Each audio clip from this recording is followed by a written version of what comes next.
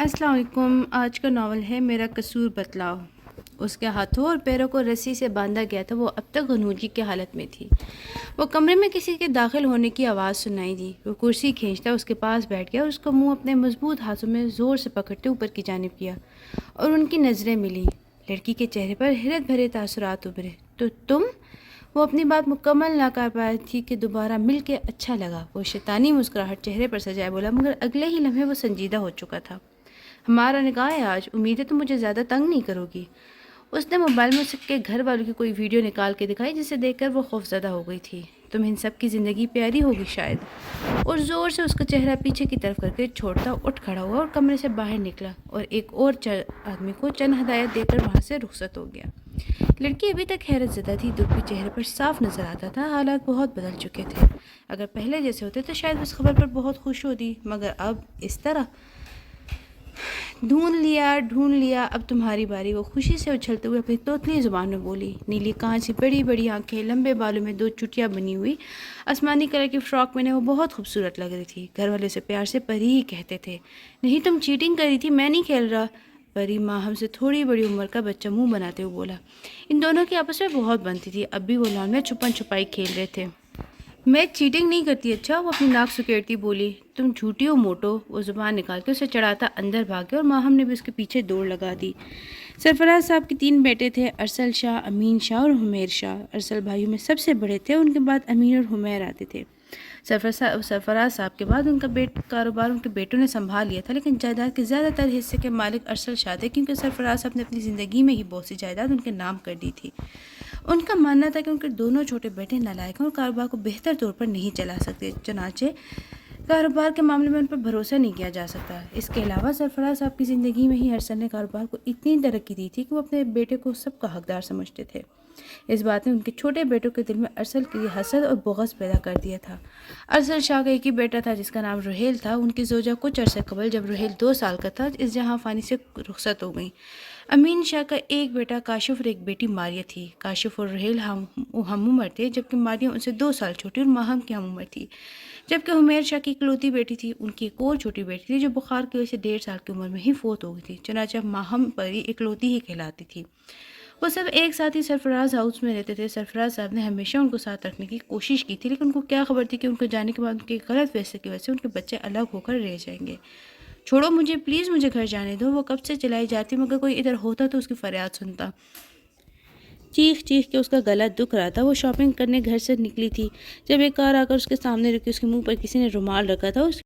وہ اپنے حواس قائم نہ رکھ سکی تھی۔ جب اسے ہوش آیا تو اس نے خود کو اس کمرے میں رسیوں سے بندھا ہوا پایا تھا۔ اب رات ہونے کو آ چکی تھی اور وقت گزرنے کے ساتھ ساتھ اس کی پریشانی بڑھتی جا رہی تھی۔ آخر کو وہ ایک لڑکی تھی، اس کے گھر والے بھی اس کی تلاش میں ہوں گے، مگر وہ انسان جو اسے کہہ کر گیا تھا، نہیں، وہ کیسے اس کی عزت پر حرف آنے دے سکتا تھا، کیسے اس کے ساتھ زبردستی کر سکتا تھا؟ لیکن نہیں، وہ ایسا ہی تو کر رہا تھا۔ اس نے اس کو اغوا کروایا تھا۔ اس کا ذہن معاف ہو رہا تھا۔ اس انسان نے اس کی عزت کی بھی پرواہ نہیں کی۔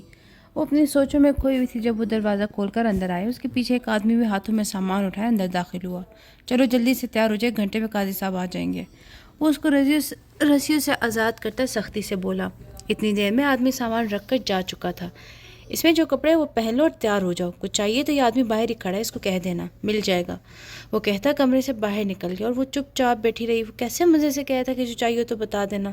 اسے تو اس قید سے آزادی چاہیے تھی، اپنی عزت چاہیے تھی۔ کیا وہ یہ سب دے سکتا تھا اسے؟ گواہ اور قاضی آ چکے تھے۔ وہ اسے باہر لانے کے لیے کمرے میں گیا تھا۔ وہ اسے دیکھ کے چونک اٹھا۔ وہ سادہ سے حال میں تھی، مگر پھر بھی بہت خوبصورت لگ رہی تھی۔ چہرہ نورانی تھا۔ اگر مسکراہٹ بھی ہوتی تو ادھر تو کیا ہی اچھا ہوتا۔ خیر، کوئی بات نہیں، چلو۔ اس نے اپنی گرجدار آواز میں اس کو پکارا۔ میں نے نہیں کرنی شادی، اس نے ڈرتے ڈرتے جواب دیا۔ اس کی بات سن کر لڑکے کے ماتھے پر بل پڑے۔ کیا کہا؟ اس نے لڑکی کے قریب آتے ہوئے پوچھا۔ مجھے گھر جانے ہے۔ اس نے لڑکی کے بالوں کو اپنی مضبوط گرفت میں لیتے ہوئے اپنی طرف کھینچا۔ اپنی اور اپنے گھر والوں کی جان پیاری تو زبان بند رکھو ڈارلنگ۔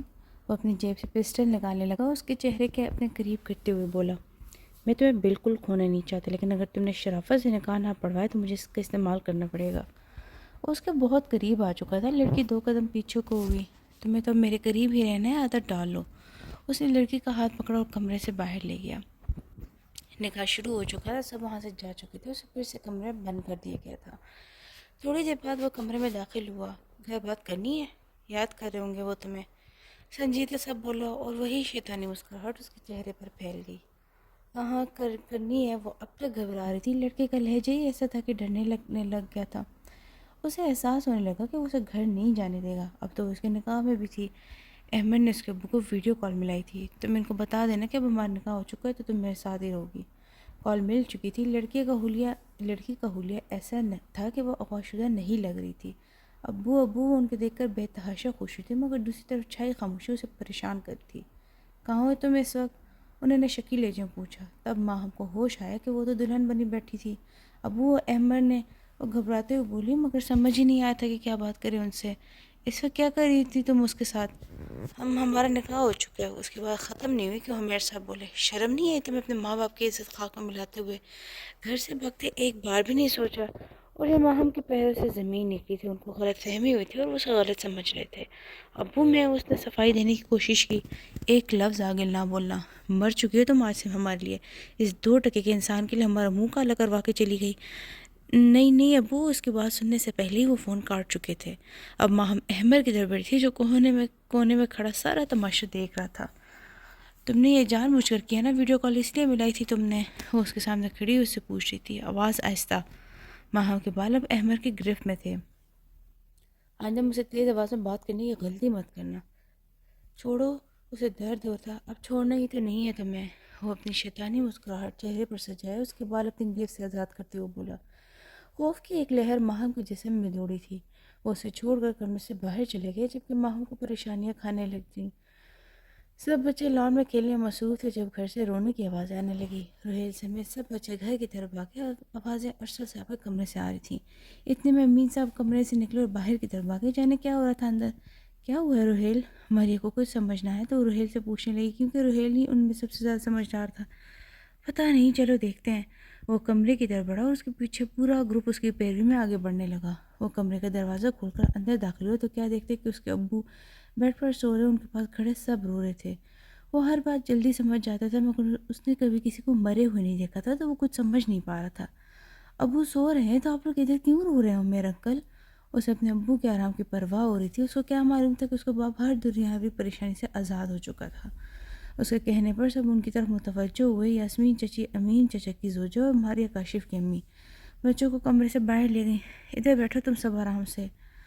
مگل آنٹی، کیا ہو رہا ہے اندر؟ 5 سالہ ماہم اپنی توتلی زبان میں بولی۔ کچھ نہیں، چپ چاپ ادھر ہی بیٹھے رہو، سب سمجھے؟ وہ انہیں ڈانٹتی وہاں سے چلی گئی اور اس کے بعد جو کچھ ہوا پورا بچہ پارٹی کی سمجھ سے باہر تھا۔ کسی کو کیا خبر تھی کہ اس واقعے سے سب کی زندگی میں کتنی تبدیلیاں آنے والی تھی۔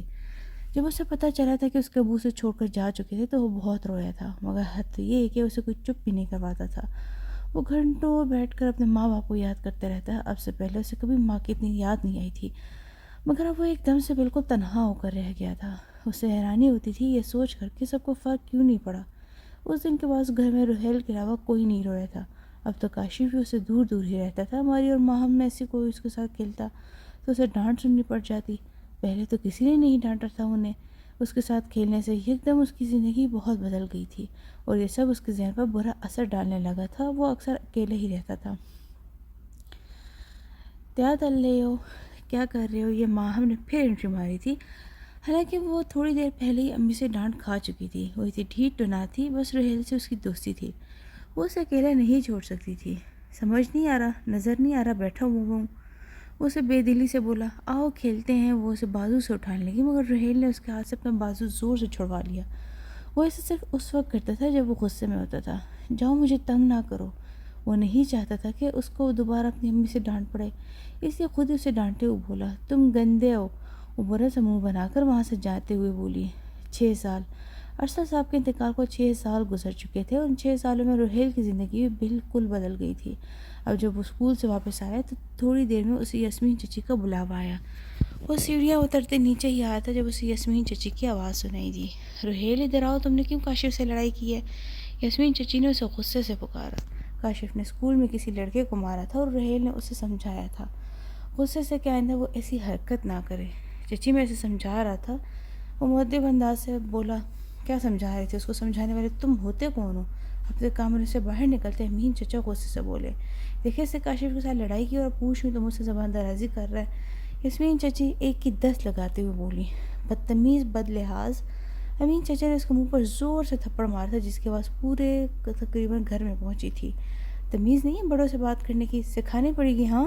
ایک اور تھپڑ اور وہ زمین پر جا گرا۔ اس کے گرنے کی دیر تھی کہ امین چچا نے اس پر لاتوں کی برسات شروع کر دی اور وہ ہمیشہ کی طرح چپ چاپ پٹتا رہا۔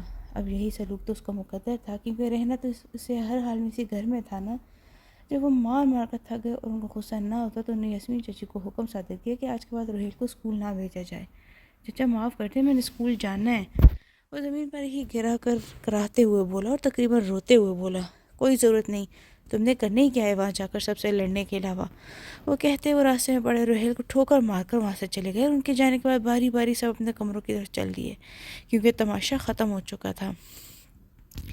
ہماری زندگی میں بہت سے لوگ تماشائی ہوتے ہیں جو ہماری مجبوری کا، ہمارے دکھوں کا، تکلیفوں کا تماشا دیکھتے ہیں اور تالیاں بجاتے ہیں، یا کچھ صرف دور کھڑے خاموشی سے ہمیں اپنے حالات سے لڑنے دیکھتے رہتے ہیں۔ مدد کرنے کا کوئی نہیں بڑھتا، اسے جب پریشان ہو، جب ٹوٹ جاؤ تو بھی لوگوں کو اپنی محرومیوں کا تماشا نہ دکھاؤ، اپنے رب کے سامنے رو، جتنا رونا ہے وہ تو پسند کرتے ہیں نا ان بندوں کو جو اس کے سامنے روتے ہیں، اور دنیا بیزار ہو جاتی ہے ان لوگوں سے جو روتے رہتے ہیں۔ یہی حقیقت ہے۔ سب کے جانے کے بعد وہ بہت دیر تک وہیں پڑا روتا رہا، جانے کتنے لمحے بیتے یا شاید صدیاں، کہ برا وقت صدیوں کے برابر ہی ہوتا ہے۔ اب دنیا روز رلاتی ہے، لوگ بہت ستاتے ہیں، اپنے تھے ہمارے جو کبھی اب ظلموں کے پہاڑ گراتے ہیں۔ ایسا لگتا ہے بابا جیسے ہمارا کبھی کوئی تھا ہی نہیں، جب آپ ہمارے پاس تھے نا تب تو سب کچھ اپنا تھا۔ اب آپ واپس آ جائیں نا بابا، اب واپس آ جائے نا۔ وہ وہیں پڑا تھا جب کسی کے قدموں کی آواز سنائی دی، روہیل کیا ہوا تمہیں؟ وہ ماہم تھی۔ ہاں، اس کے علاوہ ایسا کوئی کہہ بھی کون سکتا تھا؟ اس کے علاوہ پریشان ہوتا کون تھا؟ اتنے سالوں میں اگر کچھ نہیں بدلا تھا تو وہ ان کی دوستی۔ ماہم نے اس کی طرف ہاتھ بڑھا کر اسے اٹھایا، اس کے ناک اور منہ سے خون بہہ رہا تھا۔ ہر بار اسے کتنی تکلیف ہوتی تھی جب وہ اس کو اس حال میں دیکھتی تھی۔ وہ کیا کرتی؟ وہ کر ہی کیا سکتی تھی؟ اس کے تو اپنے ماں باپ روہیل کے ساتھ وہی سلوک کرتے تھے، وہ تو بس دعا کر سکتی تھی اور وہ کرتی تھی۔ وہ بھاگ کر فرسٹ ایڈ باکس نکال کر لائی اور اس کے زخم صاف کر کے اس کی مرہم پٹی کی۔ اس 10 سال کی بچی سے جتنا ہو سکتا تھا وہ کرتی تھی۔ چلو اٹھو کمرے میں چلو، امی نے مجھے تمہارے ساتھ دیکھا تو ڈانٹ پڑ جانی ہے۔ وہ اسے اٹھاتی ادھر ادھر دیکھتے بولی۔ اس نے کمرے میں روہیل کو اس کے بستر پر بٹھایا اور وہیں اس کے ساتھ بیٹھ گئی۔ چچے نے کہا ہے کہ میں کل سے اسکول نہ جاؤں، وہ نہیں جانے دیں گے مجھے، وہ روتے ہوئے بولا۔ ایک وہی تھی جسے وہ ہر بات شیئر کر سکتا تھا، پر کیوں؟ ماہم حیران ہوئی، آخر یہ نوبت کیسے آ گئی؟ روہیل نے اسے پورا واقعہ سنایا۔ تم فکر مت کرو، میں بابا سے بات کروں گی، اب میں جا رہی ہوں، پریشان مت ہونا۔ وہ اسے ہمیشہ جاتے ہوئے کہتی تھی کہ پریشان نہ ہونا۔ امین صاحب کو روہیل پر اس بات پر غصہ نہیں آیا تھا کہ اس کا اسکول چھڑوا دیتے۔ وہ دونوں بھائی تو پہلے سے یہ سوچ رہے تھے کہ اس کو اسکول کیسے چھڑوایا جائے۔ ان کو خدشہ تھا کہ اگر روہیل پڑھے تو سمجھدار ہوگا کہ اس پر ان کا کنٹرول ختم ہو جائے گا، اور کل کو اگر اس نے اپنے حصے کی جائیداد کا مطالبہ کیا تو کیا ہوگا، کیونکہ ارسل کی موت کے بعد ان کی جائیداد پر دونوں بھائیوں نے قبضہ کر لیا تھا۔ اب وہ کیسے گوارا کر سکتے تھے کہ ان کے علاوہ بھی کوئی صحیح جائیداد میں حصہ دار بنے، اور دولت اندھا کر ہی دیتی ہے، جس کی آنکھوں پر دولت کی لالچ کی پٹی بن جائے پھر اسے صحیح یا غلط کی فکر نہیں رہتی۔ ان کے ساتھ بھی کچھ ایسا ہی ہوا تھا۔ وہ نے کہا کہ اگلے دن اسے اپنے ساتھ اپنے گھر لے گیا ماہم کے اوپر، تو اس کے اپنے گھر کے دروازے بند ہو چکے تھے۔ چپ چاپ اس کے ساتھ چلی آئی۔ دیکھ لو ہر چیز، اب ادھر ہی رہیں گے ہم۔ وہ ایسے معمولی انداز میں کیا تھا جیسے کچھ ہوا ہی نہیں۔ میں 2 دن کے لیے ممبئی جا رہی ہوں، تم ادھر ہی رہو گی۔ وہ اسے خیالوں میں کھویا پا کر گویا ہوا۔ میں اکیلی؟ ہاں تو اکیلے رہنا سیکھو، میں اکثر باہر جاتا رہتا ہوں۔ سچ شکر کہ وہ آج اس دن کی طرح غصے میں ہی تھا۔ مجھے اکیلا ڈر لگے گا، وہ پریشان سے بولی۔ وہ اپنے ابرو جھکاتے ہوئے اس کی طرف بڑھا۔ میں نے کہا تم ادھر اکیلے ہی رہو گی، سمجھ آ گئی؟ وہ اپنے ہر لفظ پر زور دیتا بولا، اور ماہم کی ڈر سے سانس خشک ہونے لگی۔ وہ وہی تھا کیا؟ ہاں، ماہم نے اس بات میں زور سے گردن ہلائی۔ Good girl. وہ اس کا چہرہ تھپتھپا کر واپس بیڈ پر جا بیٹھا۔ تمہیں بھوک لگی ہوگی ہے نا؟ ہاں، وہ دھیرے سے بولی، مگر تمہیں آج کچھ کھانے کو نہیں ملے گا، سرونٹ سے کچھ مانگنے کی غلطی بھی مت کرنا۔ وہ آرام سے بولتا چادر اوڑھ کر سو گیا۔ وہ ایسا کیوں کر رہا تھا اس کے ساتھ؟ آخر کیوں؟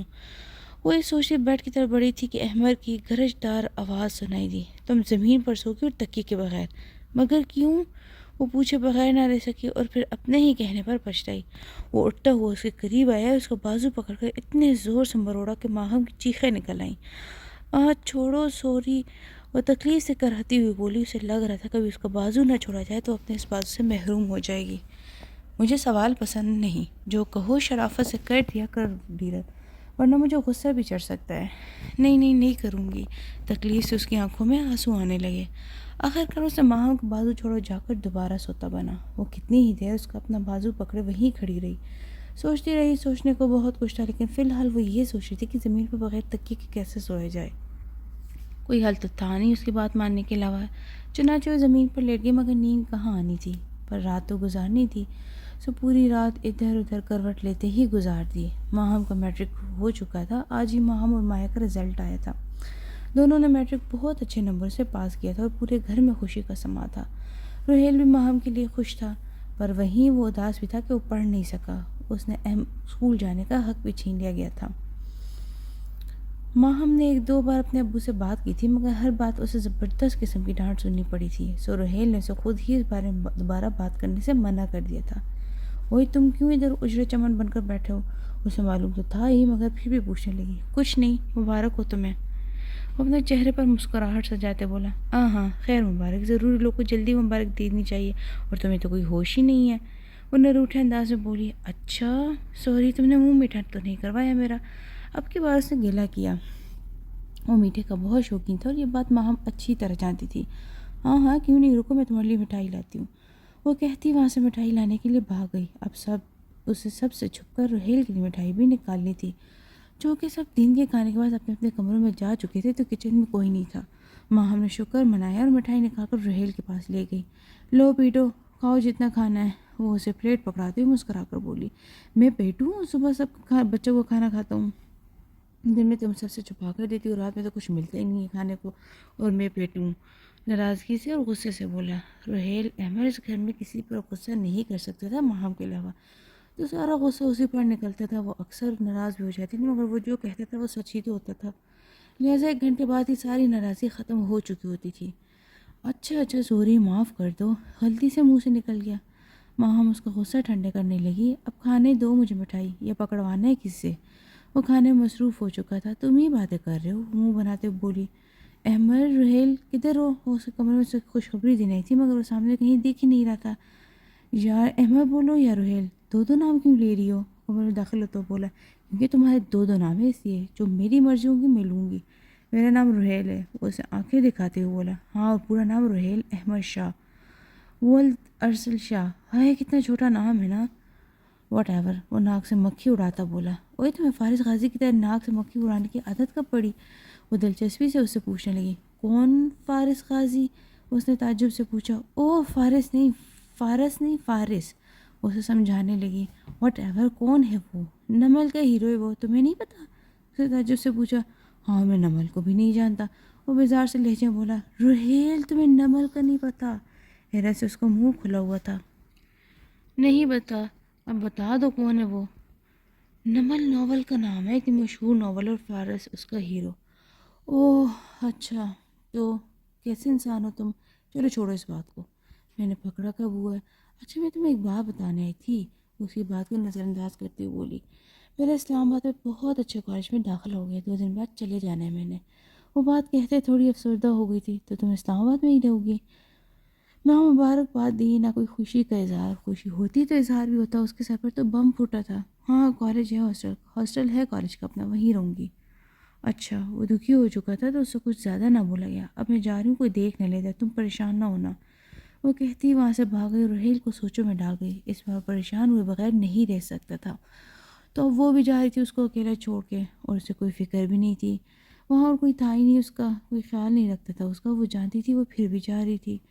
روہیل ماہم کے جانے کا سن کر بہت اداس تھا۔ ہاں اس معاملے میں خود غرض ہو رہا تھا، مگر وہ بالکل اکیلا بھی تو نہیں ہونا چاہتا تھا۔ وہ جانتا تھا کہ ماہم کے جانے کے بعد کسی نے اس کا خیال نہیں کرنا، کسی نے اس کے زخم صاف نہیں کرنے، کسی نے اسے چپکے سے کھانا نہیں کھلانا، کسی نے اسے تسلی نہیں دینی، کسی نے نہیں۔ وہ کیسے اس کے جانے پر خوش ہوتا؟ کبھی سوچا نہ تھا کہ وہ مجھے بھی تنہا کر جائے گا، جو اکثر پریشان دیکھ کے کہتا تھا کہ میں ہوں نا۔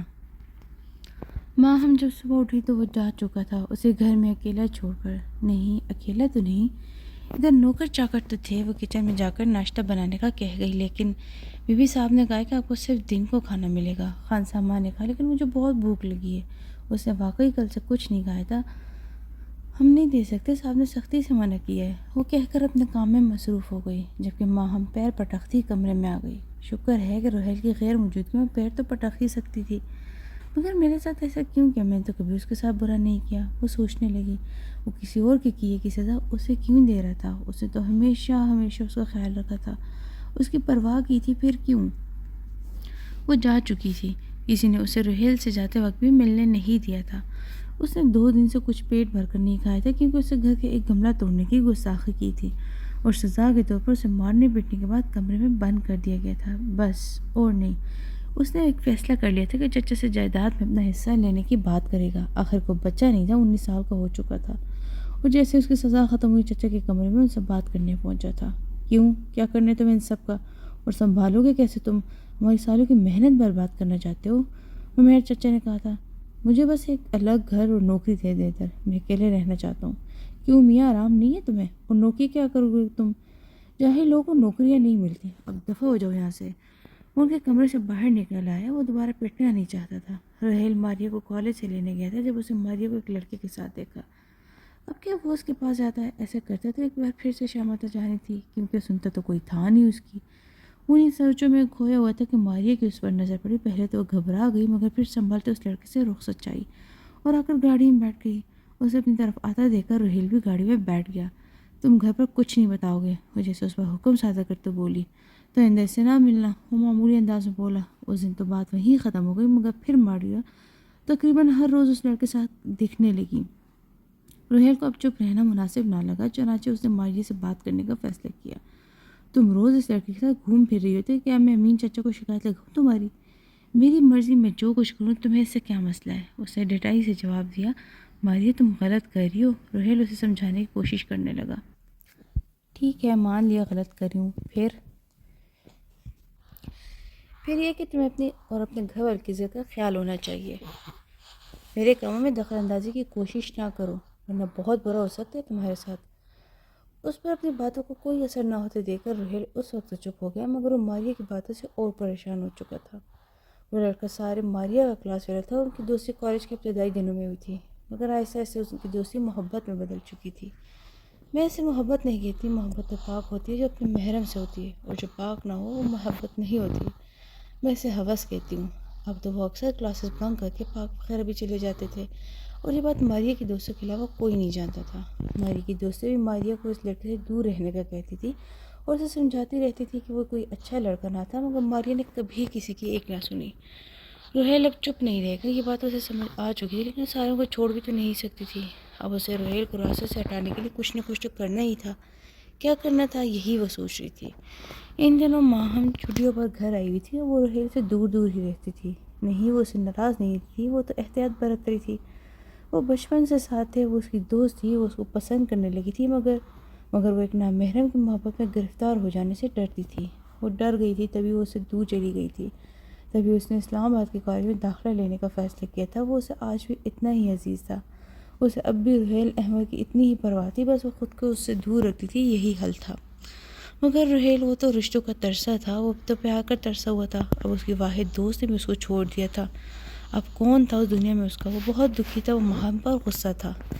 وہ سمجھتا تھا کہ ماہم بھی سب کی طرح ہو گئی ہے۔ وہ اصل بات نہیں جانتا تھا، اسے غلط فہمیوں نے گھیر لیا تھا، اور کوئی بھی رشتہ چاہے وہ کتنا ہی مضبوط کیوں نہ ہو، ایک غلط فہمی سے ٹوٹ سکتا ہے۔ ایک غلط فہمی سب کچھ ختم کر سکتی ہے۔ رات کے کھانے کے بعد سب اپنے اپنے کمروں میں سونے کے لیے جا چکے تھے۔ روحیل بھی اپنے کمرے میں تھا جب کسی نے اس کے کمرے کا دروازہ بجایا۔ وہ یاسمین چچی تھی۔ جی چچی، کوئی کام تھا؟ وہ اپنی بند ہوتی آنکھوں کھولنے کی کوشش کرتے بولا۔ ہاں، وہ ماریہ کے کمرے کی کھڑکی نہیں کھولی، ذرا دیکھ لو تم اس کو آ کر۔ یہ چچی اتنے پیار سے کیوں بات کر رہی تھی؟ وہ بس سوچ کر رہ گیا۔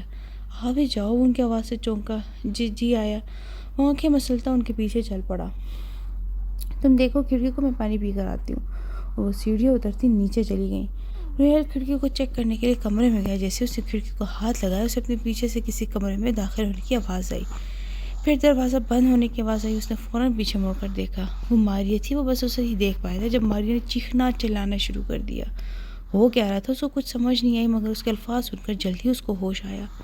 روحیل مجھے چھوڑ دو، جانے دو مجھے، امی ابو بچائیں۔ وہ روتے ہوئے چیخ رہی تھی۔ دروازے پر دستخط ہونے لگی اور ماریہ مسلسل چلا رہی تھی۔ وہی خدا کا خوف کرے پلیز مجھے. اب وہ ہچکے لے کر رو رہی تھی. روہیل کے تو آسان خطا ہونے لگے تھے. وہ ماریہ کو چپ کروانے کے لیے اس کی طرف بڑھا اور اسی وقت ماریہ دروازہ کھول کر باہر نکلی. سامنے کھڑی یاسمین چچی کے گلے لگ کر رونے لگی. گھر کے سب افراد وہاں تھے، وہاں ہم سمیت. امی امی روہیل نے وہ روتے روتے کہنے لگی. اس کی ایکٹنگ کمال کی تھی. تجھے شرم نہیں آئی؟ ہائے دیکھو تو تیری بہن جیسی ہے یہ. اور یاسمین چچی بھی روتے ہوئے بولی. امین چچا اس کی طرف بڑھے. روہیل نے کچھ کہنے کے لیے منہ کھولا ہی تھا جب ایک مکہ اس کے منہ پر پڑا اور اس کے بعد بس تھپڑ اور مکہ کی تو برسات ہی شروع ہو گئی. کم بخت، احسان فراموش، ہمت کیسے ہوئی میری بیٹی کو ہاتھ لگانے کی؟ وہ مارتے ہوئے اس پر چلا رہے تھے. اس لیے تو جب پالا پوسا تھا یہ دن دیکھنے کے لیے. دیکھو میں تمہارا حشر کیا کرتا ہوں. اب وہ زمین پر گرا پڑا تھا اور امین چچا اپنے ہاتھ میں آنے والی ہر چیز اس کو مار رہے تھے. اس کے سر پر ایک گملہ لگا اور اس کے سر سے خون بہنے لگا. میرے چچا بھی میدان میں آ چکے تھے. اب تو بس اس کی موت پکی تھی. وہ دونوں سے مارتے مارتے گھسیٹتے ہوئے سیڑھیوں سے نیچے لائے تھے. ایک دو ہڈیاں تو ٹوٹی ہوئی ہوں گی. وہ نیم بے ہوش ہو چکا تھا اور ادھر سب کھڑے ہمیشہ کی طرح اس کا تماشا دیکھ رہے تھے. مگر آج ان تماشائیوں میں ایک اور تماشائی بھی تھا. بے ہوش ہوتے وقت اس کی نظر ماہم پر پڑی. وہ خاموشی سے اسے پٹتا ہوا دیکھ رہی تھی. اس کی نظروں میں اس کے لیے ہمدردی کی بجائے حقارت نظر آتی تھی. ہڈیوں کے علاوہ بھی کچھ اندر ٹوٹا تھا. وہ اب اس کے بعد کچھ نہ دیکھ پایا تھا. وہ بے ہوش ہو چکا تھا مگر وہ دونوں اب تک اس سے مارے جا رہے تھے. اس گند کے لیے اب ہمارے گھر میں کوئی جگہ نہیں ہے. کاشف اس کو اٹھا کر گھر سے باہر پھینکو ابھی اور اسی وقت. ان کے کہنے پر کاشف آگے بڑھا اور روہیل کو گھسیٹا گھر سے باہر لے گیا. جبکہ عمیر چچا نے امینہ چچی کو اشارہ کیا کہ وہ جا کر روہیل کا سامان باندھنے چلی جائیں. یاسمین چچی ماریہ کو اپنے کمرے میں لے جا چکی تھی. امین چچا اور عمیر چچا بھی اپنے کمروں کی طرف چل دیے. بس اب ادھر ایک ہی بندہ تھا. ماہم سخت قلم میں ادھر ہی کھڑی تھی. اسے یقین ہی نہیں آتا کہ روہیل کبھی کوئی ایسی حرکت کر سکتا ہے. وہ اسے بچانے کے لیے بھی آگے نہیں بڑھتی. کیسے کرتی کچھ؟ وہ سب کچھ دیکھ لینے کے بعد اسے تو روہیل سے نفرت محسوس ہونے لگی تھی. بہت دیر ادھر کھڑے رہنے کے بعد وہ چپ چاپ اپنے کمرے کی طرف چل دی. اب تک تو وہ سکتے کی حالت میں تھی. کبھی بھی ایک طرف یہ کہانی جان کر اس پر یقین نہیں کر لینا چاہیے. بظاہر نظر آنے والی زیادہ تر باتیں جھوٹی ہوتی ہیں. جو ماہم نے دیکھا تھا وہ بھی جھوٹ تھا مگر اس نے یقین کر لیا اس پر جو اس نے دیکھا. وہ اعتبار جو اسے روہیل پر تھا کدھر گیا اس وقت؟ یہ شاید اعتبار تھا ہی نہیں. باہر روہیل بے ہوش روڈ پر پڑا تھا. کچھ لوگ اس کے ارد گرد جمع ہو گئے مگر کوئی اس کی مدد کو آگے نہیں بڑھ رہا تھا. کچھ دیر گزرنے کے بعد کچھ بزرگ لوگوں کے کہنے پر ایمبولینس منگوائی گئی اور روہیل کو ایمبولینس کے ذریعے ہاسپٹل لے کر جایا گیا. اس کا کافی خون بہہ چکا تھا. ڈاکٹر اسے ایمرجنسی وارڈ میں ہی لے گئے تھے. اس کے محلے کے 2 لوگ ہاسپٹل میں اس کے پاس رکے تھے. ڈاکٹر نے خون کا انتظام کرنے کو کہا. چلو وہ تو جیسے انہوں نے انتظام کر ہی دیا تھا مگر ہاسپٹل والوں نے جب اس کے علاج کے جاری رکھنے کے لیے پیسے جمع کروانے کو کہا تو ان کو بھی پریشانی ہونے لگی. اور روہیل کو اسپتال تو لے آتے مگر اتنے پیسے کو اس کے لیے انتظام نہیں کر سکتے تھے. اور سب اس بات سے بخوبی واقف تھے کہ روہیل کے ساتھ اس گھر میں کیا سلوک ہوتا ہے. تو اس کے گھر والے نے بھی ان کو پیسے نہیں دینے. لیکن جب کچھ اور ذہن میں نہ آیا تو انہوں نے اس کے گھر والے سے ہی مدد لینے کا سوچا مگر توقع کے عین مطابق انہوں نے 1 روپیہ بھی دینے سے صاف انکار کر دیا. اب 2 آدمی بھی روہیل کو اسپتال میں چھوڑ کر اپنے گھروں کو چلے گئے. کون کس کے لیے اتنا کچھ کرتا ہے؟ ہاں مانا کہ دنیا میں اچھے لوگ بھی ہیں مگر ہر کسی کو ہر بار اچھے لوگ تھوڑی مل جاتے ہیں. خوش قسمتی ہوتی ہے انسان کی جب اسے کوئی مدد کرنے والا مل جائے. مگر افسوس ہم ان کی قدر نہیں کرتے جو ہمارے لیے پریشان ہوتے ہیں، جو ہماری فکر کرتے ہیں. تبھی تو دنیا میں ایسے لوگ کم ہو جاتے ہیں. وہ لوگ اب تک واپس نہیں آئے سر. نرس نے جا کر ڈاکٹر ارشد کو اطلاع دی. انہوں نے بتایا تھا کہ اس کے گھر والے نہیں ہیں. تو وہ کچھ سوچنے کے رکے. تم ڈاکٹر حماد کو کہو کہ علاج جاری رکھیں. ہم اسے اس حالت میں نہیں چھوڑ سکتے. ہمارا پیشہ اس بات کی اجازت نہیں دیتا کہ کسی کو مرنے کے لیے چھوڑ دیا جائے. مگر سر وہ پیسے نہیں ہیں تو جب تک اس کو ہوش نہیں آ جاتا تب تک علاج جاری رکھو. وہ ہوش میں آئے گا تو کیا پتہ اپنے گھر والے کے بارے میں کچھ بتا دے اور اس کا کوئی نہ ہوا تو دیکھ لیں گے. اب تم جاؤ. وہ یہ کہتے ہی کام میں پھر سے مصروف ہو گئے. وقت کے شکنجوں نے خواہشوں کے پھولوں کو نوچ چھوڑا ہے. کیا یہ ظلم توڑا ہے؟ درد کے جزیروں نے آرزو کے جیون کو مقبروں میں ڈالا ہے. ظلمتوں کے ڈیرے ہیں. لوگ سب لٹیرے ہیں. سکون روٹھ بیٹھا ہے. ذات ریزہ ریزہ ہے. تار تار دامن ہے. درد درد جیون ہے. شبنمی سی پلکیں ہیں. کرب ہے نہ دوری ہے. زندگی ادھوری ہے. اب سمجھ آیا کہ موت کیوں ضروری ہے. 4 دن بعد آخر کار اس کو ہوش آیا تھا. اب بھی اس کی حالت کافی خراب تھی مگر خطرے سے باہر تھی. تم اپنے بارے میں بتاؤ. کون ہو؟ کوئی بھی تمہارے گھر سے تمہارے لیے نہیں آیا؟ ڈاکٹر حماد اسے پوچھنے لگا. وہ کیا بتاتا کہ اپنے گھر والے کی مہربانی سے وہ یہاں پر ہے. اس کے لیے وہ وقت بہت تکلیف دہ اور کٹھن تھا. زخموں کی تکلیف تو الگ اور اپنے رویے سے جو تکلیف پہنچتی ہے اس کا دکھ بہت زیادہ ہوتا ہے. وہ اب تک برداشت کرتا رہا تھا، وہ تھک چکا تھا ان رشتوں سے، ان لوگوں سے، ان کے رویوں سے۔ کوئی نہیں ہے میرا، یہ بولتے ہی اس کی آنکھوں میں آنسو بھر آئے۔ اتنے رشتوں کے ہوتے ہوئے بھی وہ اکیلا تھا۔ آرام کرو تم، اس کا کندھا تھپک کر کہتے باہر چلے گئے۔ روہیل اپنے آنسو صاف کرنے لگا۔ ایک ہاتھ پر ڈرپ، ایک بازو اور ایک پیر پر پلسٹر، سر پر پٹی بندھی ہوئی، آنکھیں سوجی ہوئی، ناک پر بھی پٹی اور چھوٹے زخم الگ۔ کوئی بھی اسے دیکھ کر پہچان نہ پاتا کہ یہ وہی روہیل تھا۔ تمہارا اب تک کا سارا بل ڈاکٹر ارسل نے پے کیا ہے، تمہیں اب ان پر اور بوجھ نہیں ڈالنا چاہیے۔ اب ہم تمہیں ڈسچارج کرتے ہیں۔ اب جب ڈاکٹر حماد اس کا چیک اپ کرنے آئے تھے تو انہوں نے کہا جی میں سمجھ گیا۔ وہ سر ہلا کر بولا آج 2 دن کے بجائے پورے ہفتے بعد گھر واپس آیا۔ خیر سے ماہم کے دن سکون سے گزرتے۔ اب وہ آیا بھی تھا تو ویسے غصے میں ہوتا تھا۔ ماہم وہ چلاتا ہوا کمرے میں داخل ہوا جب ماہم نیند میں کھوئی تھی۔ ان آوازوں سے اس کی آنکھ کھلی اور روہیل کو اپنے سامنے انتہائی غصے کی حالت میں پایا۔ وہ کچھ کہتی اس سے پہلے ہی روہیل اسے بازو سے دبوچ کے کھڑا کر چکا تھا۔ تم نے تو گھر کال کی تھی؟ وہ غصے سے داڑا۔ ایک بار واقعی ماہم نے گھر کال کی تھی، وہ اپنے گھر والے سے بات کرنا چاہتی تھی۔ کیسے انہوں نے ماہم کو شخص کے حوالے کر دیا تھا؟ کیا انہیں اپنی بیٹی پر ذرا بھی یقین نہیں تھا؟ مگر دوسری طرف سے اس کے بعد انہیں بغیر ہی فون بند کر دیا گیا تھا۔ وہ ہاں کی تھی۔ اس نے سوچ لیا تھا کہ اب روہیل سے دب کر نہیں رہے گی۔ اسے یقین تھا کہ روہیل اسے کچھ زیادہ نقصان نہیں پہنچائے گا، مگر وہ ان آنکھوں میں اس کی نفرت تھی، شدید غصہ۔ ماہم ان آنکھوں میں اپنے لیے یہ سب تو نہیں دیکھنا چاہتی تھی، کبھی بھی نہیں۔ اسے ان خیالات سے نجات تب ملی جب روہیل اسے بازو سے کھینچتا کچن تک لے آیا۔ کیا کر رہے ہو؟ وہ پوچھ ہی رہی تھی لیکن اس کے باقی الفاظ منہ میں ہی رہ گئے۔ روہیل نے چولہا جلایا اور آنکھ تیز کر کے ماہم کو بازو اپنے ہاتھ میں پکڑا، اسے چولہے کے سامنے لے جا کر کھڑا کر دیا۔ اس سے پہلے کہ ماہم کے گلے سے کوئی آواز نکلتی، روہیل نے ماہم کا سیدھا ہاتھ جلدے چولہے پر رکھ دیا۔ اب کہ ماہم کی چیخیں اور سسکیاں پورے گھر میں گونج رہی تھی، تمام نوکر چاکر بھی سہم گئے تھے۔ ماہم تکلیف کی شدت سے چلاتی اپنا بازو چڑھانے کی کوشش کرتی، مگر کہاں وہ اور کہاں روہیل جیسا جوان مرد۔ آخر تھوڑی دیر بعد روہیل نے اس کا ہاتھ چھوڑا جسے ماہم نے فوراً آنکھ پر سے ہٹایا۔ اس کا ہاتھ کافی بلکہ مکمل جل چکا تھا۔ ماہم نے ایک نظر اپنے ہاتھ پر ڈالی اور اگلے ہی لمحے اسے اپنا سر چکراتا ہوا محسوس ہوا۔ اب وہ پاس ہی کھڑے روہیل کی باہوں میں گرتی بے ہوش ہو چکی تھی۔ اس کے بے ہوش ہونے سے روہیل کو ہوش آیا اور اسے نوکروں پر چلانا شروع کر دیا۔ میرا منہ کیا دیکھ رہے ہو؟ جاؤ جا کے ڈاکٹر کو بلاؤ، جاؤ فوراً، مجھے 2 منٹ میں ڈاکٹر گھر پہ چاہیے، سمجھے؟ اب اسے ہوش آیا تھا کہ اس نے کیا کیا، اس نے کیا کر دیا۔ صبح جب ماہم کی آنکھ کھلی تو اسے کل والا واقعہ یاد آیا۔ کیا واقعی ہمارا ایسا کر سکتا ہے؟ کیا واقعی؟ جانے کیوں اس کا دل نہیں مان رہا تھا؟ کل پھر کیوں یقین کر لیا تھا ماہم؟ کیوں کچھ نہیں کہا، کچھ نہیں کیا جب وہ لوگ اسے اتنی بے دردی سے مار رہے تھے؟ اس کے دل سے آواز آئی تھی۔ اب وہ سوچتے سوچتے اس کے ذہن میں ایک دم سے خیال آیا، روہیل وہ زندہ ہوگا؟ اب اسے یاد آیا کہ کیسے اس کے ابو چچا نے اس کو مارنے کے بعد اس کو گھر سے باہر جا کر پھینک دیا تھا۔ او میرے خدا، اسے کچھ ہوا نہ ہو، وہ زندہ ہو، اسے کچھ ہوا نہ ہو۔ وہ دل ہی دل میں دعا کرتی نیچے کی طرف بھاگ گئی۔ اس کی آنکھوں سے آنسو بہنے لگے تھے۔ امی امی وہ پاگلوں کی طرح پورے گھر میں آوازیں لگانے لگی۔ چونکہ گھر کے سب مرد آفس گئے ہوئے تھے اور ماریہ بھی کالج جا چکی تھی تو گھر پر ماہم کے علاوہ صرف ماہم کی امی اور چچی ہی تھی۔ کیا ہو گیا؟ کیوں صبح صبح شور مچا رہی ہو؟ یاسمین چچی جو ماہم کی آوازوں سے جاگی تھی بولی۔ چچی روہیل کدھر ہے؟ وہ آئے ہائے، ہمیں کیا پتا زندہ بھی ہوگا یا مر گیا ہوگا۔ وہ لاپرواہی سے کہتی کچن کی طرف بڑھ گئی۔ ماہم نے باہر کی طرف دوڑ لگائی، مگر وہ وہاں ہوتا تو نظر آتا۔ کیا کوئی اسے ہاسپٹل لے کر گیا ہوگا؟ اور یا خدا، میں اسے کیسے ڈھونڈوں؟ وہ وہیں سر پکڑ کر بیٹھ گئی۔ جب اس کی آنکھ کھلی تو اپنے آپ کو بستر پر پایا۔ اب بھی ہاتھ میں شدید تکلیف محسوس ہو رہی تھی۔ روہیل شاید گھر پر نہیں تھا۔ ماہم کی آنکھوں سے آنسو لڑیوں کی صورت میں بہنے لگے۔ ماضی کی کچھ یادیں ذہن کے پردے پر ابھری تھیں۔ جانے کون سے زخم کی تکلیف زیادہ تھی؟ ہاں، کیا ہوا جو اس نے مجھے تکلیف پہنچائی؟ اس نے بھی کبھی اس سے زیادہ تکلیف اور اذیت برداشت کی تھی، کبھی اس سے زیادہ تکلیف اٹھانی پڑی تھی اس کو۔ کیا اتنا درد ہوتا ہوگا؟ کیا اتنی تکلیف ہوئی ہوگی؟ آنسو تھے کہ رکنے کا نام نہیں لیتے تھے۔ وہ اپنی سوچوں میں گم تھی جب کھٹاک کی آواز سے دروازہ کھلا۔ روہیل اندر داخل ہوا۔ ماہم پر نظر پڑتی اسے نظریں پھیر لیں۔ جانے کیوں ماہم کو لگا کہ وہ رویا ہے۔ وہ ہمیشہ اس کی آنکھیں پڑھ سکتی تھی، ہمیشہ سے اسے سمجھتی تھی، لیکن وہ تب کیوں نہ سمجھی تھی۔ ایک پچھتاوا جو اسے اب تک تھا وہ شاید ہمیشہ رہنا تھا۔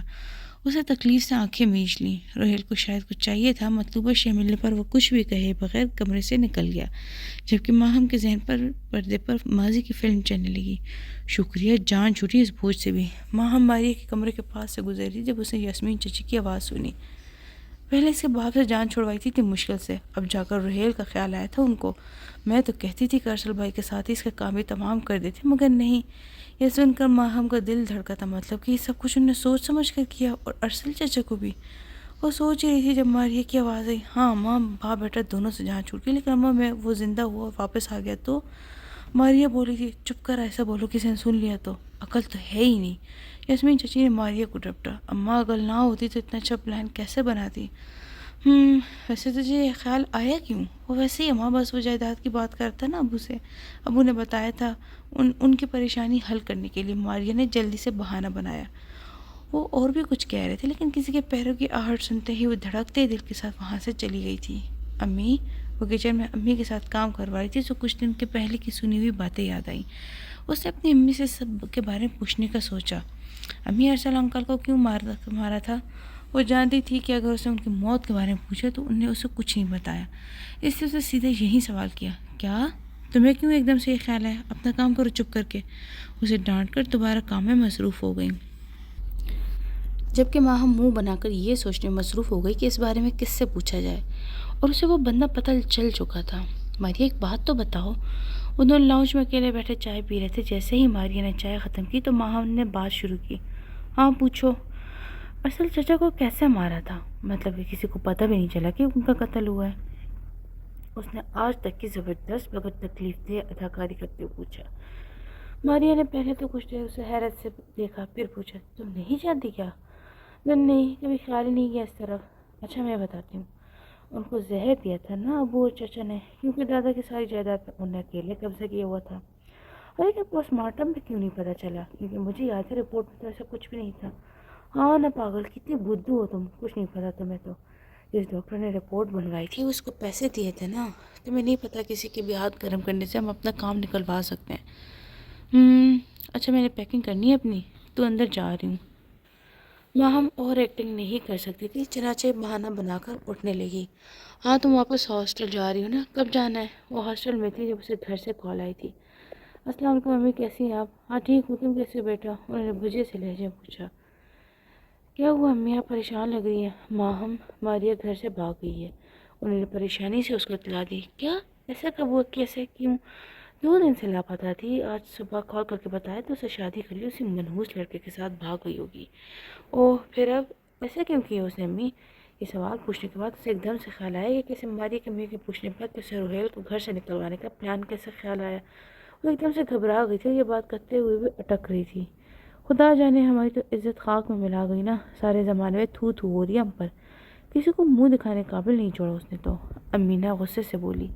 احمد بیٹا کدھر رہ گئے تھے؟ وہ بزرگ اس کو دیکھتے ہوئے پریشانی سے بولے۔ انکل اسٹور تک ہی گیا تھا، رش وہ تو اس لیے تھوڑی دیر ہو گئی، مسکراتا وہ بولا۔ باسط صاحب سے احمد کو بہت دلی لگاؤ ہو چکا تھا، اس کو اپنے ہی لگتے تھے، مگر جتنا پیار انہوں نے دیا تھا روہیل کو اتنا تو کس اپنے بھی نہیں دیا کرتے۔ ٹھیک ہے، کہتے ہیں دانشمند کے رشتے خون کے نہیں احساس کے ہوتے ہیں، احساس نہ ہو تو اپنے پرائے لگتے ہیں، اور اگر احساس ہو تو پرائے بھی اپنے ہو جاتے ہیں۔ جب وہ ہاسپٹل سے ڈسچارج ہوا تو اس کے پاس رہنے کے لیے کوئی جگہ نہ تھی، کتنے ہی دن رات اسے روڈ پر گزارے تھے، کسی نے کچھ کھانے کو دیا تو کھا لیا، نہیں تو کتنا کتنا وقت بھوکے پیسے رہ کر گزارا تھا۔ پھر ایک دن خدا نے باسط صاحب کی شکل میں اس کے لیے ایک فرشتہ بھیجا۔ باسط صاحب کی اولاد نے بڑھاپے میں ان کو اکیلا چھوڑ دیا تھا، ان کی زوجہ کا انتقال بہت پہلے ہی ہو چکا تھا، ان کے 2 بیٹے اور ایک بیٹی تھی۔ بیٹی شادی کے بعد کینیڈا منتقل ہو چکی تھی، جبکہ ان کے دونوں بیٹوں نے اپنا کاروبار شروع کر دیا، تو ان کے کاروبار میں کافی ترقی ہونے لگی، انہوں نے اپنے علیحدہ گھر لے لیے تھے، اور شادی کے بعد تو دونوں بالکل ہی اپنے باپ کو بھول گئے تھے۔ باسط صاحب اس وقت دبئی میں رہتے تھے، ایک گھر ان کا پاکستان میں تھا، دبئی میں ان کے 4 ہوٹل تھے جن کو وہ اکیلے سنبھال رہے تھے۔ ان دنوں وہ پاکستان آئے ہوئے تھے، جب انہوں نے روہیل کو روڈ پر دیکھا انہیں لگا کہ وہ اسے پہلے بھی دیکھ چکے ہیں۔ آخر جب انہوں نے روہیل سے اس کے بارے میں پوچھا تب جا کر باسط صاحب کو پتہ چلا کہ روہیل تو ارسل کا بیٹا ہے۔ ارسل صاحب اور باسط صاحب بہت اچھے دوست ہیں، مگر پھر ارسل کے انتقال کے بعد اس کے بھائیوں کے رویوں کو دیکھتے ہوئے باسط صاحب نے وہاں آنا جانا بند کر دیا تھا۔ اس وقت روہیل بہت چھوٹا تھا۔ باسط صاحب نے اب جو روہیل کو اس حالت میں دیکھا تو اسے اپنے ساتھ گھر لے گئے۔ اب تم یہاں رہ سکتے ہو میرے ساتھ، میں اکیلے ہی ہوتا ہوں ویسے بھی، لیکن کیوں؟ مطلب یہ کہ آپ کیسے مجھے اپنے ساتھ رکھ سکتے ہیں؟ کہ آپ مجھے جانتے ہیں؟ روہیل پہلے ہی ان کو اپنے ساتھ گھر لے آنے پر پریشان تھا، اب جو انہیں رہنے کی بات کی تو اسے پریشانی لاحق ہونے لگی۔ ہاں جانتا ہوں میں تمہیں، ارسل میرا بہت اچھا دوست تھا، وہ بولے لیکن روہیل کی شکل دیکھ کر صاف پتہ لگتا تھا کہ اسے اب بھی یقین نہیں آیا۔ ارے میری اس کے ساتھ تصویریں بھی ہیں، آؤ تو میں دکھاؤں۔ انہوں نے اٹھ کے روہیل کے کندھے پر ہاتھ رکھا اور اسے لے کر کمرے کی طرف بڑھ گئے۔ تو اب تو یقین آ گیا نا، اب تو رک سکتے ہو تم یہاں۔ آخر کار اپنی ڈھیر ساری تصویر دکھانے کے بعد انہوں نے روہیل سے پوچھا، لیکن آپ کیوں چاہتے ہیں کہ میں یہاں رہوں؟ کیونکہ ہم دونوں کا فائدہ اسی میں ہے۔ آپ کو کیا فائدہ اس میں؟ مجھے اپنے اکیلے پن کا احساس نہیں ہوگا اگر تم میرے ساتھ رہو گے تو۔ اوکے، وہ چھوٹے بچوں کی طرح سر ہلاتے ہوئے بولا۔ وہ آج پھر اس روڈ پر بیٹھا تھا، اپنا سر اپنے دونوں ہاتھوں میں تھامے ہوئے، آج پھر خود سے ناراض تھا۔ ایک بار پھر وہ پہلے ہی یہی آیا تھا جب اس کے پاس کوئی ٹھکانہ نہ تھا، جب اسے اس کے اپنوں نے اکیلا چھوڑ دیا تھا، جب وہ ٹوٹ چکا تھا، شاید کہ وہ اب کبھی جوڑ نہیں سکتا تھا۔ اس گزرے وقت نے اس کی روح کو جیسے توڑا تھا، اس کی تلافی نہیں ہو سکتی تھی۔ وہ پریشان تھا، اسے دکھ ہو رہا تھا کہ اسے کیا کر دیا۔ لیکن وہ کیوں پریشان ہو رہا تھا؟ اسے تو ماہم سے اسی لیے شادی کی تھی نا، وہ اسے تکلیف دینا چاہتا تھا، بدلہ لینا چاہتا تھا، لیکن وہ اسے کیوں کرتا؟ وہ تو بے گناہ تھی، وہ اسے تکلیف میں نہیں دیکھ سکتا تھا، وہ اسے نہیں کر سکتا تھا، مگر اس سر درد کا کیا جو اس کو پاگل بنا دیتا تھا۔ وہ تو اب بھی ماہم کو اتنا نقصان نہ پہنچاتا، مگر وہ ہوش میں کہاں تھا، آج پھر اس کو سر درد سے پھٹا جا رہا تھا۔ اس کے دل اور دماغ کے بیچ ایک جنگ جاری تھی۔ دل تو اس کا ساتھی تھا جسے وہ تکلیف دے کر آیا تھا، اور دماغ باغی تھا، وہ کچھ نہیں سننا چاہتا تھا، جو کرو روہیل، لیکن اسے ایسی تکلیف نہیں دینی چاہیے تھی۔ اسے دل میں اپنے آپ سے ہی کہا۔ وہ اپنے آنسو صاف کرتا اٹھا جو کتنے ہی سالوں بعد نکلے اور اب سالوں کا حساب پورا کر رہے تھے۔ اب اس کا رخ گھر کی طرف تھا۔ دادو، انسان کے ساتھ برائی ہوتا ہے۔ دادی، انسان کے ساتھ برا کیوں ہوتا ہے؟ ماں، ہم نے بچپن میں ایک بار اپنی دادی سے پوچھا تھا، جب انسان کسی کے ساتھ برا کرتا ہے نا تو اللہ تعالیٰ اس بندے سے ناراض ہو جاتے ہیں، پھر بندے کو احساس دلانے کے لیے اس پر بھی ایسا مشکل وقت بھیجتے ہیں کہ ہمیں احساس ہو جائے۔ دادی نے اپنے پھولوں جیسی لاڈلی پوتی کے بالوں پر ہاتھ پھیرتے ہوئے جواب دیا۔ اور دادی، اگر کسی نے کچھ برا نہ کیا ہو تو؟ اس نے اپنی بڑی بڑی آنکھیں جھپکتے ایک اور سوال کیا۔ تو بیٹا، وہ انسان کی آزمائش ہوتی ہے۔ آزمائش کیا ہوتی ہے؟ اس نے اسی معصومیت سے پوچھا۔ بچوں کو بات سمجھانا بھی کوئی آسان کام نہیں ہے۔ جو باتیں ہم خود اتنے عرصے میں سیکھتے ہیں وہ اتنے چھوٹے بچے کیسے سمجھ سکتے ہیں بھلا؟ اگر آپ نے کسی کے ساتھ برا نہیں کیا اور اگر آپ پہ برا وقت آتا ہے تو آپ اکیلے رہ جاتے ہو، تو آپ کی آزمائش مطلب ٹیسٹ ہوتا ہے، یہ جاننے کے لیے کہ آپ اللہ کا شکر ادا کرتے ہو، اس مشکل وقت میں اللہ پر بھروسہ رکھتے ہو، یا ہمت ہار جاتے ہو۔ اتنی باتوں میں سے آدھی تو اس کے سر کے اوپر سے گزر گئی تھی، مگر آج اسے باتوں کی سمجھ آئی تھی۔ وہ اکیلی تھی، وہ پریشان تھی، بے گناہ تھی، لیکن وہ اللہ پر بھروسہ نہیں چھوڑے گی۔ وہ اللہ کسی پر اس کی ہمت سے زیادہ بوجھ نہیں ڈالتا، وہ اسے بھی ہمت دے گا، اور وہ یوں بیٹھی نہیں رہے گی، اب وہ کوشش کرے گی کہ حالات بہتر کرنے کی، روہیل کو سمجھانے کی، اس کو منانے کی، اور جب حالات بگڑیں تو چپ چاپ دیکھتے نہیں رہنا چاہیے۔ جب تک آپ حالات و معاملات سدھارنے کی کوشش نہیں کرو گے تو حالات کیسے سدھر جائیں گے؟ سب کچھ خود بخود کیسے ٹھیک ہو جائے گا؟ روہیل، میں تمہیں منا لوں گی انشاءاللہ۔ مجھے پتہ ہے تم مجھ سے ناراض ہو، ورنہ تم تو ایسے نہیں ہو، اور مجھے پتہ ہے تم مجھ سے زیادہ عرصے ناراض نہیں رہ سکو گے۔ ماہم نے خیالوں میں ہی روہیل سے مخاطب ہوتے ہوئے کہا۔ اب اسے درد کی شدت میں کمی ہوتی محسوس ہو رہی تھی، شاید روح کا درد تھوڑا کم ہوا تھا۔ رات کو جب وہ گھر واپس آئے تو ماہم سو چکی تھی۔ خلاف معمول آج وہ بیڈ پر سو رہی تھی، ویسے تو وہ زمین پر سوتی تھی، پر شاید آج بھول گئی تھی۔ احمد کی نظر اس پر پڑی تو وہیں رک گئی۔ وہ بیڈ پر بیٹھا اسی کو دیکھے گیا، جبکہ ماہم دنیا جہان سے بے خبر سو رہی تھی۔ کتنا یاد کیا تھا اس نے ماہم کو، مگر کتنا دکھی بھی تو کیا تھا ماہم نے روہیل کو۔ وہ اسے ان لوگوں میں اکیلا چھوڑ گئی، پھر وہ بدل گئی، وہ اس پر بھروسہ بھی نہیں کرتی تھی۔ ان باتوں نے روہیل کو جتنا دکھ دیا تھا وہ ناقابل بیان تھا۔ اس کو نہیں معلوم تھا کہ لیکن اس نے اپنے اوپر جو خول چڑھا لیا تھا رات کے اس پہر ماہم کو دیکھتے وہ کھوکھلا ہو چکا تھا۔ اب کیا کرنا تھا وہ سوچ رہا تھا۔ اس نے اوروں کو بھی تو معاف نہیں کیا تھا، جی ہاں، لیکن بروقت علاج نہ کروانے کی وجہ سے اب اس بیماری کا علاج ممکن نہیں ہے۔ ہاسپٹل کے ایک کمرے میں باسط صاحب اور احمد بیٹھے تھے، جبکہ ان کے مقابل میں بیٹھا ڈاکٹر احمد کی رپورٹس دیکھ رہا تھا۔ جب گھر والوں نے اسے مار کر گھر سے باہر پھینکا تھا تو روہیل کے سر میں شدید چوٹ آئی تھی، اور چونکہ مکمل علاج نہیں کروایا گیا تھا جس کی وجہ سے اس کے سر میں شدید درد رہنے لگا تھا، اور کبھی کبھار درد اتنا بڑھ جاتا کہ اپنے حواسوں میں نہیں رہتا تھا۔ ڈاکٹر کہتے تھے کہ اس چوٹ کا وقت پر علاج نہ کروانے کی وجہ سے ایسا ہوا ہے۔ اب یہ درد مستقل ختم نہیں ہو سکتا تھا، البتہ دوائی لیتے رہنے سے ہی اس درد سے نجات ممکن تھا۔ کوئی بات نہیں بیٹا، ہم کسی اچھے ڈاکٹر کو دکھائیں گے، باسط صاحب ہسپتال سے نکلتے ہوئے روہیل سے بولے، جبکہ روہیل جواباً ہلکا سا مسکرا دیا۔ اب روہیل باسط صاحب کے ساتھ ہی رہتا تھا، انہوں نے روہیل کو اپنا بیٹا بنا لیا تھا، جبکہ روہیل کو ہمیشہ یہ بات کھٹکتی کہ اس کے ساتھ اتنا اچھا سلوک کیوں کرتے ہیں۔ وہ اپنے قریبی رشتوں سے ڈسا ہوا اپنے رشتوں سے ڈرتا تھا۔ وہ ڈرتا تھا کہ جب وہ اسے اپنا بیٹا کہتے تھے تب بھی ڈرتا تھا جب باہر کوئی اس سے اچھے سے بات کرتا تھا۔ لیکن باسط صاحب کی تو وہ عزت بھی بہت کرتا تھا۔ وہ اچھے اخلاق کے انسان تھے۔ انہوں نے اسے رہنے کی جگہ ہی نہیں دی بلکہ وہ سب کچھ دیا جو ان کے بیٹوں کے پاس تھا۔ وہ روہیل میں اور اپنے بیٹوں میں بالکل بھی فرق نہیں رکھتے تھے۔ باسط صاحب روہیل کو اپنے دوست کے بیٹے کی حیثیت سے ہی اپنے گھر میں لائے تھے، مگر انہوں نے نوٹ کیا کہ جب سے وہ یہاں آیا تھا ہمیشہ ڈرا سا رہتا تھا۔ اس کے ماضی کے بارے میں جان چکے تھے۔ وہ دیکھ رہے تھے کہ 20 سالہ جوان لڑکا کیسے ٹکڑے ٹکڑے بکھرا ہوا تھا۔ اس کی روح کتنی زخمی تھی۔ اس کے حالت دیکھتے ہی انہوں نے روہیل پر زیادہ توجہ دینا شروع کر دی تھی۔ وقت گزارنے کے ساتھ ساتھ روہیل سے ان کی انسیت اتنی بڑھ گئی تھی کہ اسے اپنے بیٹوں ہی کی طرح عزیز لگنے لگا تھا۔ اب روہیل بھی ان کے ساتھ گھل مل گیا تھا، مگر اکثر وہ پہلے ہی کی طرح بیہیو کرنے لگتا تھا۔ جیسے انہوں نے روہیل سے کہا تھا کہ روہیل میں چاہتا ہوں کہ میرے ساتھ کام میں مدد کرو، میں ایک ہوٹل تمہارا نام کروانا چاہتا ہوں۔ وہ وقت کیسے روہیل کا پورا رنگ پھک ہوا تھا۔ وہ فوراً وہاں سے چلا گیا تھا۔ وہ پورا دن کچھ نہیں بولا، پھر رات کے کھانے کے اختتام پر صرف اتنا ہی کہا تھا، میں نہیں کرنا چاہتا آپ کے ساتھ کام۔ ہاں وہ ڈرتا تھا اب بھی، مگر انہیں یقین تھا کہ ایک نہ ایک دن روہیل ٹھیک ہو جائے گا۔ اب ان کے گھر میں سناٹا سا رہتا تھا۔ روہیل کو گھر سے نکال چکے تھے۔ پہلے ماریا نے بھاگ کر شادی کر لی تھی، اب ان کے خیالات کے مطابق ماہم نے بھی بھاگ کر روہیل سے شادی کر لی تھی۔ ان تمام باتوں سے ان کے علاقے میں عزت اور رتی برابر بھی نہ رہی تھی، مگر ان کو کچھ خاص فرق نہیں پڑتا تھا۔ ان کے پاس پیسہ تھا، انہیں اور کیا چاہیے تھا۔ اب باقی بچا کاشف تو وہ بھی ان گھر والوں کا بوجھ ہی تھا۔ اس نے غلط دوستوں کی صحبت میں پڑھ کر نشہ کرنا شروع کر دیا تھا۔ اس کے علاوہ علاقے کے آوارہ لڑکوں میں اس کا شمار ہوتا تھا، بڑوں کی عزت کرنا جسے اس نے سیکھا ہی نہیں تھا۔ پہلے تو امین صاحب نے کوئی دھیان نہ دیا، مگر جب حالات مزید بگڑنے لگے تو انہوں نے کاشف پر پابندیاں لگانی شروع کر دی۔ مگر جب پانی سر سے گزر جائے تو حالات اتنی آسانی سے نہیں سدھرتے۔ کاشف نے بھی اس کے بعد گھر سے باہر رہنا شروع کر دیا۔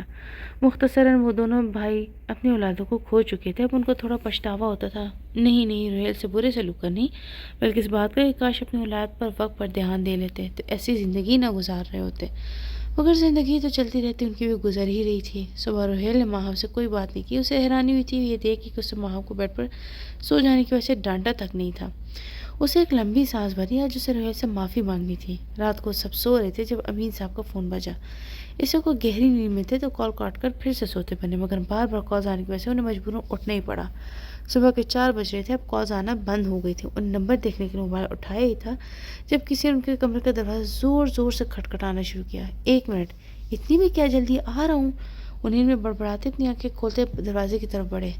دروازہ کھولا تو سامنے حمیر صاحب گھبرائے ہوئے کھڑے تھے۔ غضب ہو گیا بھائی، جلدی چلیں۔ وہ کافی جلدی میں دکھ رہے تھے، چہرے پر ہوائیاں اڑ رہی تھیں۔ کہاں جانا ہے بتاؤ تو، سب خیریت تو ہے نا؟ اب امین صاحب کی آنکھیں کھل چکی تھیں۔ بھائی وہ دو کمپنیوں میں آگ لگی ہے، دونوں میں۔ عمیر صاحب کافی گھبرائے ہوئے تھے۔ اب یہ بات سن کر تو امین صاحب کے بھی ہوش اڑ گئے۔ کیا کہہ رہے ہو بدبخت انسان، تیز آواز میں کہا گیا۔ اب وہ اپنی ہی زبان استعمال کرنے لگے۔ ٹھیک کہہ رہا ہوں بھائی، جلدی چلیں۔ عمیر صاحب امین صاحب کی باتوں کو اگنور کرتے بولے۔ دونوں فوراً باہر کی طرف آ گئے۔ یاسمین اور امینا بھی ان کی آواز سے اٹھ چکی تھی، مگر کسی کو اصل بات کی خبر نہ ہوئی تھی۔ کیا ہوا ہے بھابھی، یہ دونوں ایسا کیوں گئے ہیں؟ امینا نے یاسمین سے پوچھا۔ بھائی مجھے کیا معلوم، خدا خیر کرے، وہ پریشانی سے بولی۔ وہ خدا تو پریشانی میں یاد آتا ہے، خوشی میں تو ہم سب بھول جاتے ہیں۔ امین صاحب اور عمیر صاحب جائے حادثے پر پہنچ چکے تھے۔ ان کے 2 کمپنیوں میں ایک ساتھ آگ لگ گئی تھی۔ سب کچھ جل کر راکھ ہو چکا تھا۔ بظاہر یہ حادثہ نظر آتا تھا۔ پولیس کے مطابق ایک بلڈنگ میں کینٹین میں موجود سلنڈر پھٹنے سے، جبکہ دوسری بلڈنگ میں گیس لیکیج کی وجہ سے آگ لگی تھی، مگر وہاں سبھی یہ بات جانتے تھے کہ ایسا اتفاق ہونا ناممکن ہی تھا۔ پولیس اس سلسلے میں کیس دائر بھی نہیں کرتی، ان کے نزدیک یہ صرف ایک حادثہ تھا۔ لگتا ہے خریدے گئے یہ سالے، امین صاحب غصے سے بولے۔ ان دونوں کی حالت اس وقت غیر ہو رہی تھی، ٹھیک ہو بھی تو کیسے کر سکتے تھے؟ ان کی ٹوٹل 3 کمپنی تھی، جن میں سے 2 میں آگ لگ چکی تھی۔ ان کا کروڑوں روپے کا نقصان ہو چکا تھا۔ اس دولت کو جسے پانے کے لیے انہوں نے کیا کچھ نہیں کیا تھا، وہ دولت جسے انہیں اپنی اولاد سے زیادہ اہمیت دی تھی، وہ دولت جس کے لیے انہوں نے اپنے سگے بھائی کو مارا تھا، جس کے لیے ایک بچے کے ساتھ جس سے ان کا خونی رشتہ تھا وحشیوں والا سلوک کیا تھا، وہ دولت ان کو کیسے آرام پہنچا سکتی تھی؟ ویسے تو ہاتھ کے میل ہوتے، اکثر یہ جملہ ہمارے بزرگوں کے منہ سے ہم سنتے ہیں، مگر کیا ہم اسے سمجھتے ہیں؟ پوری زندگیاں دولت حاصل کرنے میں، پیسے کے پیچھے بھاگنے میں گزار دیتے ہیں۔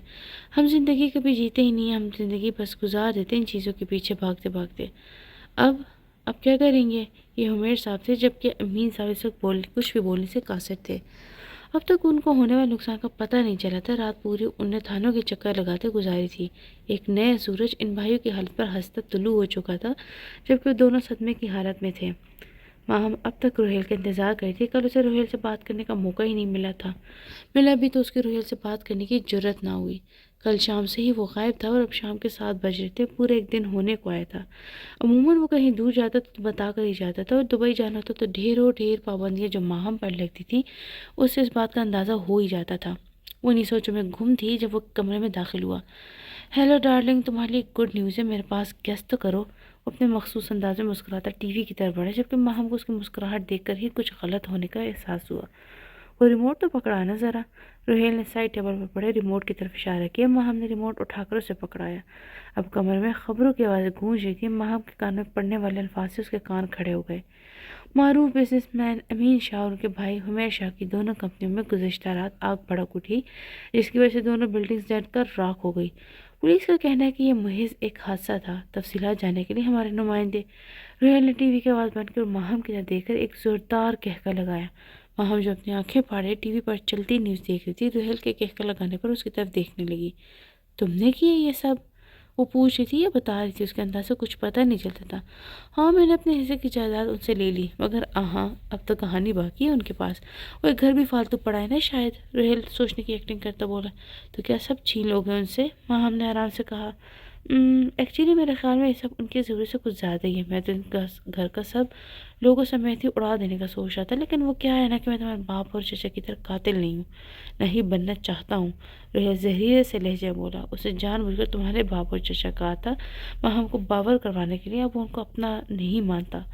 ماہم اس کے انداز پر چپ ہو گئی۔ کہتی بھی کیا؟ وہ باغی ہو چکا تھا، ہاں، پر معافی اسے مانگنی تھی۔ کیا اس وقت روہیل سے اس بارے میں بات کرنا ٹھیک رہے گا؟ ماہم نے خود سے پوچھا۔ اس نے ایک نظر اپنے جلے ہوئے ہاتھ پر ڈالی۔ کیا اسے یہ رسک لینا چاہیے تھا، یہ جانتے ہوئے بھی کہ وہ غصے میں آ کر کیا کر سکتا ہے؟ اس نے گہری سانس بھری۔ روہیل، اسے دھیرے سے کہا۔ روہیل جو کہ بیڈ پر جا کر بیٹھا ہی تھا اس کی طرف دیکھنے لگا۔ ماہم بھی اس کے پاس ہی جا کر کھڑی ہو گئی۔ اس کا جسم کانپ رہا تھا، اور یہ بات روہیل نے بھی محسوس کی تھی۔ کیا ہوا؟ روہیل نے نرمی سے پوچھا، کیونکہ اسے اور خوفزدہ نہیں کرنا چاہتا تھا۔ بات کرنی ہے تم سے، اس نے اٹکتے ہوئے کہا۔ بولو، دھیما لہجہ۔ میں نے معافی مانگنی تھی تم سے، اسے توڑ کر پورا جملہ مکمل کیا۔ روہیل نے آئیبرو اچکا کر اس کی طرف دیکھا۔ کس بات کی معافی؟ میں نے تمہیں ہرٹ کیا نا بہت، اس لیے۔ زبان اس کا ساتھ نہیں دے رہی تھی، لیکن آج اس نے بات کرنے کی ٹھان لی تھی۔ روہیل کا لہجہ دیکھ کر اسے ہمت ملی تھی۔ اس کی بات سن کر روہیل کو چپ سی لگ گئی، سانس تھم گئی، اندر سکون سا اترا تھا۔ اسے احساس تھا کہ اسے روہیل کو ہرٹ کیا۔ وہ معافی مانگ رہی تھی۔ روہیل کا دل نہ چاہتے ہوئے بھی پگھلنے لگا تھا۔ اب کیوں مانگ رہی ہو معافی؟ زبان سے شکایت نہیں تھی، دل رونے کو کہہ رہا تھا۔ اس نے خود کو مضبوط کرنے کی کوشش کی، مگر بے سود۔ سوری نا، وہی اپنا پن، وہی مان کے وہ مان جائے گا۔ نہیں کر پا رہا ریزسٹ۔ اس کے انداز پر روہیل کا دل نرم پڑ رہا تھا۔ وہ ایسا نہیں چاہتا تھا، مگر وہ تھا۔ اس نے ایک بار پھر خود کو مضبوط کرنے کی کوشش کی، خود کو بھولتا وہ مقصد یاد دلایا۔ اسے نرم نہیں پڑنا تھا، اتنی جلدی نہیں۔ ابھی تو اس کا بدلہ پورا کرنا تھا، چاہے کچھ بھی ہو جائے، کیونکہ وہ باغی تھا۔ ماہم کی آنکھوں سے آنسو بہنے لگے تھے۔ وہ آرام سے روہیل کے قدموں میں بیٹھ گئی، وہیں جہاں روہیل نے اس کی جگہ رکھی تھی۔ پلیز معاف کر دو گے نا روہیل؟ اف، یہ یقین، یہ مان، اس کی برداشت جواب دینے لگی تھی۔ وہ فوراً وہاں سے اٹھتا باہر نکل گیا، جبکہ ماہم اپنی بھیگی آنکھوں سے اسے دیکھتی رہ گئی۔ اس کی ایک غلطی نے روہیل کو کتنا دکھ پہنچایا تھا۔ بھلے ہی روہیل کچھ نہیں بولا تھا، مگر وہ بھی ماہم ہی تھی۔ وہ ماہم جو اس کا چہرہ پڑھ سکتی تھی، جو اس کی آنکھیں پڑھ سکتی تھی، اور اسے کتنے ہی عرصے بعد روہیل کے چہرے پر کوئی تاثر دکھا تھا۔ آنکھوں میں کوئی جذبہ دکھا تھا، اور وہ دکھ تھا، کرب تھا۔ ہاں، اس نے دیکھ لیا تھا۔ یا اللہ، اس کے زخم بھر دے، اسے کوئی اور تکلیف نہ دے میرے رب، اسے پہلے جیسا کر دے۔ دل سے بے ساختہ دعا نکلی تھی، آنکھوں سے آنسو جاری تھے، اور ایسی دعا ہی تو پسند ہے رب کو۔ ہاتھ اٹھانا لازمی نہیں ہوتا، دل سے مانگنا لازمی ہوتا ہے۔ ہاتھ اٹھانا تو بس طریقہ ہے مانگنے کا، افضل تو یہ ہے کہ دل سے مانگو، رو کر مانگو، گڑ گڑا کر مانگو۔ ماہم کی وہ دعا وہ کیسے نہ قبول ہوتی؟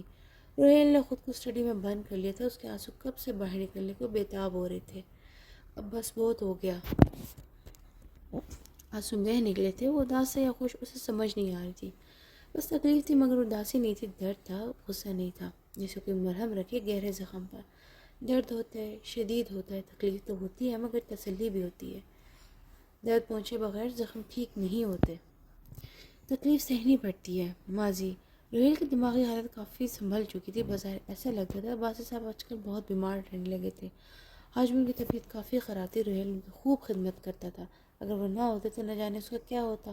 اس وقت وہ کہاں ہوتا، زندہ بھی ہوتا یا مر گیا ہوتا۔ دوائی کھا لیا وہ انکل، کافی دیر سے وہ انتظار کر رہا تھا مگر وہ دوائی نہیں کھاتے تھے۔ دیکھو عمر میاں، ساری زندگی اپنے حصے کا اپنے اولاد کو کھلا پلا کر بڑھاپے میں غیروں کی اولاد کام آ رہی ہے۔ ان کی آنکھوں سے آنسو بہنے لگے۔ اس وقت میں انہیں اپنی اولاد سے ملنے کا بہت دل کر رہا تھا، مگر نہ جانے وہ کہاں تھے۔ آسان ہوتا ہے نا پڑھ لکھ کر اپنے پیروں پر کھڑے ہو کر اپنی مرضی کی زندگی گزارنا۔ ماں باپ کی تب ضرورت نہیں رہتی، تبھی ان کو فالتو سمجھ کر بھلا دیا جاتا ہے۔ مگر ہم کیوں نہیں سمجھتے کہ ہمیں یہاں تک لایا کون؟ کس نے ہمارے لیے جنگ لڑی زمانے سے؟ ہاں جنگ لڑتے ہیں ماں باپ حالات سے، لوگوں کی باتوں سے، مشکل وقت سے، تب جا کر اپنے بچوں کو کامیاب ہوتا دیکھتے ہیں۔ ہم کیوں بھول جاتے ہیں کہ ہم کیوں ان کے انسانات کو ان کا فرض سمجھ کر بھلا دیتے ہیں؟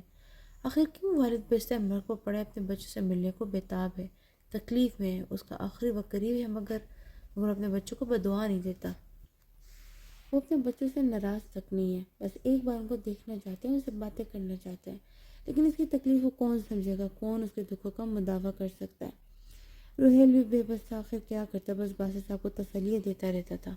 باسط صاحب کا کاروبار پہلے ہی آہستہ آہستہ اسے سنبھال لیا تھا۔ وصیت میں اس کے علم میں لائے بغیر ہی باسط صاحب نے وہ سب روہیل کے نام ہی کر دیا تھا۔ بس کچھ جائیداد اس نے ڈونیٹ کرنے کے لیے وصیت کی تھی۔ اس بات کا روہیل کو تب پتہ چلا جب باسط صاحب کے انتقال کے بعد ان کا وکیل روہیل سے ملا۔ باسط صاحب کی موت روہیل کے لیے بہت بڑا دکھ تھا، ان کے کتنے احسان تھے روہیل پر۔ ان کے انتقال کے کچھ عرصے بعد ہی اسے سوچا وہ جو کب سے کرنا چاہتا تھا وہ اس کے لیے تیار تھا، اور وہ کمزور نہیں رہا تھا، وہ اس کے پاس پیسہ بھی تھا، اس پیسے سے کہیں زیادہ جس پر اس کے چچاؤں نے قبضہ کر رکھا تھا۔ جب اس نے ماہم سے شادی کرنے کا فیصلہ کیا تھا وہ تب بھی برا نہیں تھا۔ اس دن سب لاؤنج میں بیٹھا شام کی چائے پی رہے تھے، ساتھ میں گپ شپ چل رہی تھی۔ دروازے پر نوک ہوا تو ماہم دروازہ کھولنے گئی، مگر سامنے کھڑے شخص کو دیکھ کر اس کی آنکھیں کھلی کی کھلی رہ گئیں۔ ہاں وہ وہی تھا، وہ زندہ سلامت اس کے سامنے کھڑا تھا، وہ ٹھیک تھا۔ روہیل، اسے بس اتنا ہی کہا گیا۔ روہیل نے آگے بڑھ کر اس کو سامنے سے ہٹایا، گھر میں داخل ہو گیا۔ ماہم بھی اپنی حیرانگی سمیت اس کے پیچھے چل دی۔ اندر اس کو سب دیکھ کر سبھی حیران تھے، وہ زندہ کیسے ہو سکتا تھا، اور تھا بھی تو اتنے سارے بات کیا لینے آیا تھا؟ تم یہاں کیوں آئے ہو؟ ہمیر صاحب بولے تھے۔ آرام سے بیٹھ کے بات کرتے ہیں چچا، احمد نے آرام سے کہتے سامنے صوفے پر بیٹھنے کا اشارہ کیا۔ کوئی نہیں بیٹھے گا، ابھی اور اسی وقت نکل جاؤ یہاں سے۔ امین صاحب دھاڑے تھے، مگر وہ چھوٹا بچہ نہیں تھا جسے مار کو چپ کروا دیتے۔ میں تو کہیں نہیں جا رہا اپنے گھر سے، اچھا ہوگا آپ لوگ آرام سے بیٹھ کر میری بات سن لیں، بے نیازی سے کہا گیا تھا۔ ہر کوئی حیران تھا کہ یہ وہی روہیل تھا۔ اس کی بات سن کر اس کا انداز دیکھا، انہیں بات سننے میں ہی عافیت جانی۔ جلدی کہو کیا کہنے آئے ہو؟ امین صاحب ناگواری سے بولے۔ اصل میں ہمیر چچا، وہ تھوڑا رکا تھا، اسے ڈر لگ رہا تھا، مگر سب کے سامنے خود کو مضبوط ظاہر کر رہا تھا۔ اسے تھوک نکلا اور ہمت کر کے دوبارہ بات شروع کی۔ میں ماہم کے ساتھ شادی کرنا چاہتا ہوں۔ اس نے نظر اٹھا کر اوپر دیکھا، ان کا جواب جانتا تھا، مگر پھر بھی ایک امید، ایک خاص سی دل میں کہ شاید سب اسے غور سے دیکھ رہے تھے، گویا سب کو سانپ سونگھ گیا ہو۔ ماہم کمرے میں جا چکی تھی۔ یہ دماغ تو خراب نہیں ہے تمہارا؟ شائستہ بیگم بولے۔ سے پہلے کہ وہ کچھ اور کہتے عمیر صاحب نے انہیں چپ رہنے کا اشارہ کیا، خود بولے۔ تم نے سوچ بھی کیسے لیا کہ ایسا ممکن ہے؟ میری طرف سے صاف نہ ہے، اب دفع ہو جاؤ یہاں سے۔ مگر پتہ نہیں وہ کس امید پر بولا تھا، مگر اسے جواب میں امین صاحب کی بات پر شوق لگا تھا۔ امین صاحب نے کہکا لگایا۔ بچے تمہیں کیا لگتے ہیں، پاگل ہیں؟ ماہم سے تمہاری شادی کرتے اپنی ساری محنت ضائع کر دیں۔ ارسل بھائی کو اس لیے زہر تو دے کر نہیں مارا تھا ہم نے، وہ جنونی انداز میں بولے تھے۔ اب سانپ سونگھنے کی باری روہیل کی تھی۔ وہ اب تک نہیں جانتا تھا کہ اس کے باپ کی موت کیسے ہوئی تھی، یا اسے کبھی کچھ ایسا سوچا تھا۔ تو وہ سب اتنا گر چکے تھے، اس کے بعد کس نے کیا کہا اسے کچھ سنائی نہیں دیا۔ وہ فوراً اس گھر سے نکل گیا جہاں انسانیت ختم ہو چکی تھی، جہاں رشتوں سے زیادہ پیسوں کی چاہت تھی۔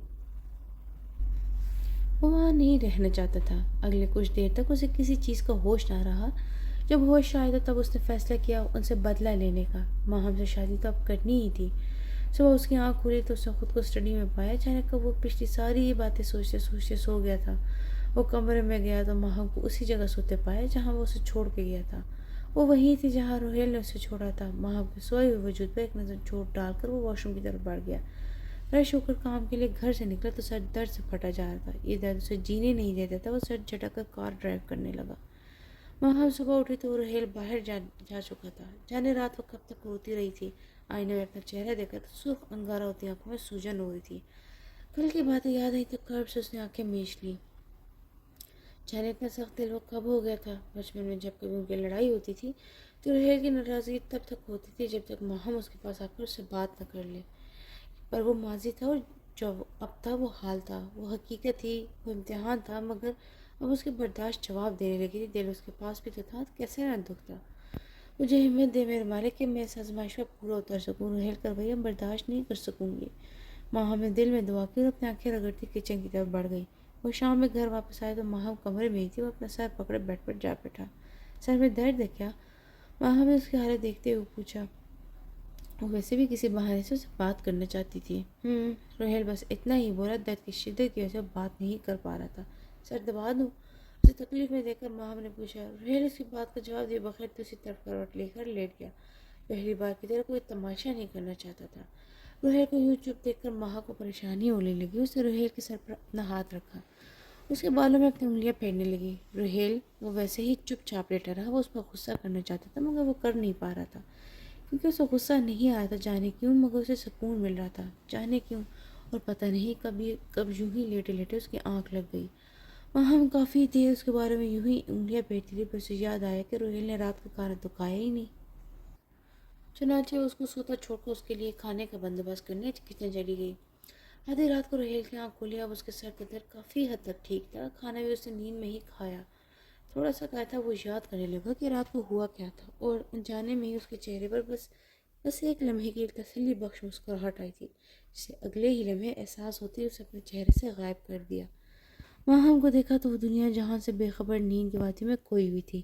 رحیل سوچنے لگا کہ آخر اس کا سر درد اتنی جلدی کیسے ٹھیک ہو گیا۔ وہ ہمیشہ پین کلر لیتا تھا، ڈاکٹر کی دی ہوئی دوائی لیتا تھا، آرام کرتا تھا، مگر اتنے وقت میں اس کا درد کبھی ٹھیک نہیں ہوا تھا۔ کچھ سمجھ نہ آئے تو سر جھٹک تو واپس لیٹ گیا۔ جلد ہی وہ نیند کی وادی میں کھو چکا تھا۔ صبح اٹھ کر ہمیشہ کی طرح ماہم کو سوتا چھوڑ کر وہ گھر سے باہر نکل گیا۔ دبئی کے ہوٹلز وہ کب سے بند کر چکا تھا۔ پاکستان میں اس کے 4 ہوٹل تھے جن کی وہ صرف نگرانی کرتا تھا۔ آج اس کے پاس بہت پیسہ تھا، مگر اسے پیسے کی ضرورت نہیں تھی، اسے تو رشتوں کی ضرورت تھی، پیار کی ضرورت تھی۔ پیار؟ وہ سوچتے سوچتے ایک دم سے چونکا۔ ایک تصویر ذہن میں ابھری۔ اس نے گاڑی سائڈ پر روکی اور سر پیچھے سیٹ پر ٹکا لیا۔ اس کے سر میں درد ہونے لگا تھا۔ بے اختیار سے کل رات اس کے بارے میں ہاتھ پھیرنے والی ماہم کے ہاتھ کا لمس یاد آیا۔ اتنا سکون کیوں ملا تھا مجھے، کیا ہو گیا تھا، وہ سوچ کر ہی رہ گیا۔ لیکن میں نے اسے معاف بھی نہیں کیا ابھی، تلخی سے سوچا، مگر دل اس کے اس بیان کی بار بار نفی کر رہا تھا۔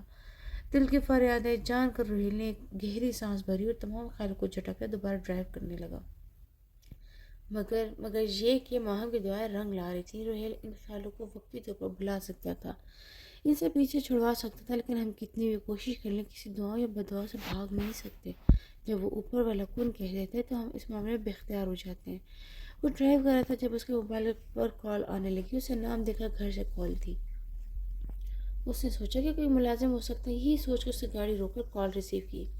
دوسری طرف ماہم کی آواز سن کر حیران ہوا تھا۔ کیوں فون کیا؟ اس نے اپنے لہجے کو سخت کرنے کی کوشش کی۔ شاید وہ ڈر رہی تھی، رحیل نے سوچا۔ بس اس کے ذرا سے تیز بولنے پر بھی ڈر جاتی تھی، اٹک اٹک کے بات کرنے لگتی تھی۔ اف یہ سوچیں اسے سر جھٹکا، پر اسے زمین کا بوجھ بھی بڑھتا ہی جا رہا تھا، دل بے قابو ہوا تھا۔ جلدی بولو، مجھے اور بھی کام ہے۔ اس پر تھوڑا نرمی سے بولا۔ ماہم اپنی بات آرام سے کہہ سکے۔ وہ تمہیں سر کا درد ٹھیک ہو گیا کیا؟ ماہم نے پوچھا۔ لہجے سے پریشانی جھلک رہی تھی، جبکہ رحیل کی آواز جیسے کہیں کھو گئی تھی۔ دل اور دماغ کی جنگ میں وہ الجھا بیٹھا رہا۔ جب وہ دوسری طرف بہت دیر تک خاموشی چھائی رہی تو ماہم نے دوبارہ سوال کیا۔ مجھے بس فکر ہو رہی تھی۔ یہ کہہ کر اسے تھوڑی دیر انتظار کیا، مگر پھر بھی رحیل کی طرف سے کوئی جواب نہ آیا تو اس نے سوری کہہ کر فون رکھ دیا۔ اس کے فون رکھنے کے بعد کچھ دیر تک وہ یوں ہی چپ چاپ بیٹھا رہا۔ آج اسے کوئی کام نہیں ہو پا رہا تھا۔ دل بار بار رحیل کو قصوروار ٹھہرا رہا تھا۔ صبح سے کتنی ہی بار ان خیالوں کو جھٹک چکا تھا، مگر کوئی فائدہ نہ ہوا تھا۔ اب تو اسے چڑچڑاہٹ ہونے لگی تھی۔ اسے گہری آہ بھری اور گاڑی واپس گھر کی طرف موڑ دی۔ اسے شدت سے اس بات کا احساس ہونے لگا تھا کہ وہ خود سے ہار رہا ہے۔ کبھی ہم میں تم میں بھی چاہ تھی، کبھی ہم میں تم میں بھی راہ تھی، کبھی ہم بھی تم بھی تھے آشنا، تمہیں یاد ہو کہ نہ یاد ہو۔ فون رکھنے کے بعد ماہم کی پریشانی میں اور اضافہ ہو چکا تھا۔ اس نے غور کیا تھا کہ اکثر رحیل کے سر میں شدید درد رہتا ہے، جس کے لیے دوائیاں بھی لیتا ہے۔ کل رات کو کوئی بھی دوائی لیے بغیر سو گیا۔ صبح بھی وہ سوئی ہوئی تھی تو جان نہ پائی کہ رحیل نے دوائی لی یا نہیں لی ہوگی دوائی۔ پتہ ہے مجھے ہمیشہ سے اسے اپنی فکر نہیں ہوتی، میں ہی خیال رکھتی تھی۔ اب بھی مجال لے کہ وہ ماہم خود سے ہی بولتی پیچھے مڑی تو دروازے پر کھڑے رحیل کو دیکھ کر اس کی زبان کو تالا لگا۔ اب وہ اپنے کہے پر پچھتا رہی تھی۔ اب وہ غصہ ہو گیا تو پتہ نہیں انسان کب ادھر آتم کا۔ وہ اپنے ہونٹ دانتوں تلے دبائے نظریں جھکائے اس کی ڈانٹ کا انتظار کر رہی تھی۔ میری دوائیوں کی فکر تم مت کرو، وہ مشکل اس نے گلے سے آواز نکالی تھی، مگر چاہ کر بھی اپنا لہجہ سخت نہ کر سکا۔ اور وہ بالکل مہک میں سامنے آ کھڑا ہوتا، اسے دیکھ کر ماہم نے اپنا سر بھی جھکا دیا۔ اب جب پہلی بار بات ہوتی نا تو اسے سر نہ جھکانا پڑتا۔ روہیل نے تو کوئی حق اس کے پاس رہنے ہی کب دیا تھا۔ وہ اب جو کہہ رہا تھا کہ فکر بھی نہ کیجیے۔ ماہم کی آنکھوں میں آنسو آنے لگے تھے۔ دل کہہ رہا تھا کہ چیخ چیخ کر کہے کہ اتنی پابندی تو پہلے بھی لگا چکی، صرف سانس لینے پر پابندی نہیں لگائی، آج وہ بھی لگا دے، میں تھک چکی ہوں۔ مگر بس وہی سب صرف سوچ ہی چکی تھی۔ ہاں البتہ آنسو تمام بند توڑ کر باہر نکلنے لگے، کیونکہ آنسو تو نکلتے ہی تھے پر زبان کچھ کہنے کے لائق نہ ہو۔ روہیل نے ماہم کو روتے دیکھ کر اس کا دل کٹنے لگا، مگر اتنی آسانی سے خود سے ہار جاتا۔ اس نے اپنی نظر انداز کرنے کی کمزور سی کوشش کی۔ کیا مسئلہ؟ اسے رہان آ گیا تو غصے سے بولا۔ ماہم نے سر اٹھا کر اسے دیکھا اور نظروں میں شکایت تھی۔ مسئلہ تو بہت ہے روہیل، آہستہ سے بولی۔ رونا بند کرو۔ وہ ماہم کی طرف دیکھ نہیں تھی، اسے نظر چراتا ہوا بولا۔ کیا میں بہت بری ہوں روہیل؟ کیا میرے گناہ قابل معافی نہیں؟ وہ روتے ہوئے پوچھ رہی تھی۔ وہ کب سے معاف پوچھنا چاہ رہی تھی۔ روہیل کی آنکھیں جلنے لگی۔ ماہم کی بات اس کے دل پر لگ رہی تھی۔ واقعی اس نے کیا ناقابل معافی گناہ کیا تھا؟ میں نے اس وقت تم پر اعتبار نہیں کیا، یہ وہی گناہ ہے نا میرا؟ اس گناہ کے لیے میں اتنے سال پچھتاتی رہی ہوں، اب تک خدا سے معافی مانگی ہے، تم سے بھی معافی مانگی، میں اور کیا کروں روہیل؟ ماہم کی ہچکیاں بننے لگی، تھوڑی دیر بعد رکی اور اپنے آنسو صاف کرنے لگی، جبکہ روہیل سامنے ہی بیٹھ کر گرنے کے انداز میں بیٹھا اور میچ بیٹھا آنکھیں میچ لی۔ تمہیں یاد ہے کہ بچپن میں ہم کھیل رہے ہوتے تھے اور مجھے چوٹ لگ جاتی، تم کتنا پریشان ہو جاتے تھے؟ اب تم کیوں خود مجھ کو چوٹ لگاتے ہو؟ مجھے تو اس روہیل کی عادت تھی، وہ روہیل میرا دوست تھا۔ وہ روہیل کہاں کھو گیا؟ میں اسے کیسے واپس لاؤں؟ اس کی آواز آہستہ ہو گئی تھی، جیسے خود سے باتیں کر رہی تھی۔ اس آواز میں بھی درد ہی درد تھا۔ وہ بھی روہیل کے سامنے جا بیٹھی۔ وہ روہیل واپس لا دو نا، وہ ایسے بولی جیسے کوئی بچہ کوئی پسند آنے والے کھلونے کے لینے کے لیے درخواست کرتا ہو۔ روہیل چپ بن کر بیٹھا، کافی وقت سے اپنی برداشت آزما رہا تھا۔ اس کی برداشت جواب دے رہی، اسے پاس بیٹھے ماہم کو سینے سے لگا لیا اور خود بھی رونے لگا، اور اس لمحے اس نے ہار تسلیم کر رہی تھی۔ غصہ پہ تھر پگھل گیا تھا، خون اتر چکا تھا۔ مجھے معاف کر دو ماہم، اسے روتے ہوئے کہا، مگر اتنا اچھا لگا تھا اسے کہ ماہم کو اس کے نام سے پکارنے پر پتہ نہیں کیوں وہ اتنا عرصہ بھاگتا رہا، اور کس سے؟ ماہم سے یا خود سے؟ میں نے تمہاری قدر نہیں کی، مجھے معاف کر دو، مجھے معاف کر دو۔ وہ ہر بار یہی کہی جا رہا تھا۔ اس نے ماہم پر سے اپنی گرفت ڈھیلی کی تو فوراً اس سے علیحدہ ہوتی ہوئی اپنے آنسو صاف کرنے لگی۔ تو تم نے مجھے معاف کر دیا؟ ماہم نے مسکراتے ہوئے معصومیت سے پوچھا۔ اس کا سوال اور انداز دیکھ کر روہیل کے چہرے پر بھی مسکراہٹ آ گئی۔ میں کبھی تم سے ناراض رہ سکتا ہوں؟ روہیل نے اس کا ہاتھ پکڑتے ہوئے پیار سے پوچھا، جسے جانتا ہو کہ نہ میں ہی جواب دے گی۔ نہیں، ماہم نے ہنستے ہوئے جواب دیا۔ اب تو میں تمہاری دوائیوں کی فکر کر سکتی ہوں نا؟ اتنے بڑے مان سے اس نے پوچھا۔ نہیں، تمہیں دوائیوں کے ساتھ ساتھ میری فکر بھی کرنی ہوگی، روہیل شرارت سے بولا۔ اس کے ساتھی فضا میں گونجنے والی ماہم کیسی بے ساختہ تھی۔ روہیل نے اس کو ہنستا دیکھ کر خدا کا شکر ادا کیا، پر اب معافی مانگنا باقی تھا۔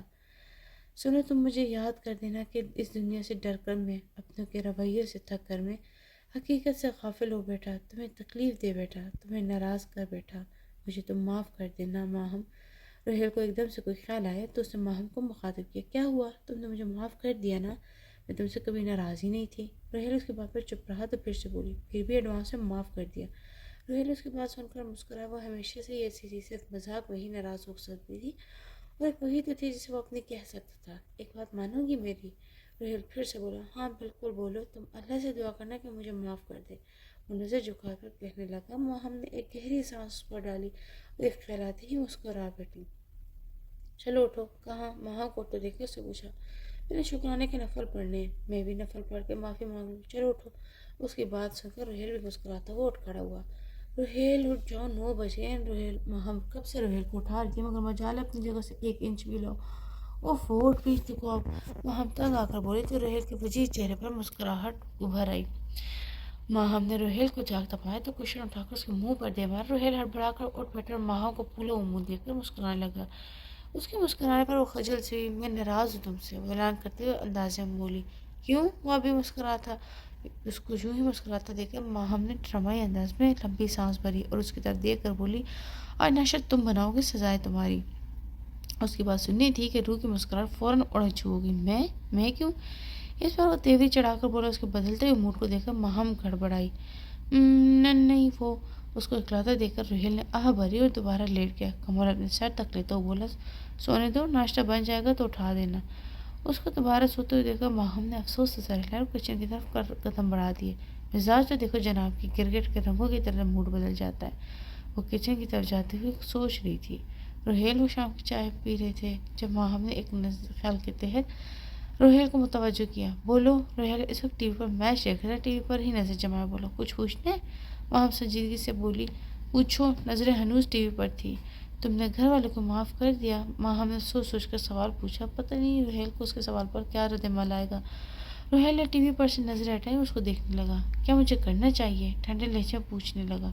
اس کے سوال پر تھوڑی دیر تک خاموشی چھائی رہی، پھر ماہم بولی، انسان کو اس کے اعمال کی سزا دینے والے ہم کون ہوتے ہیں؟ خدا ہے نا سزا و جزا دینے والا، تم ان کو معاف کر دو، کتنا آسان ہے نا۔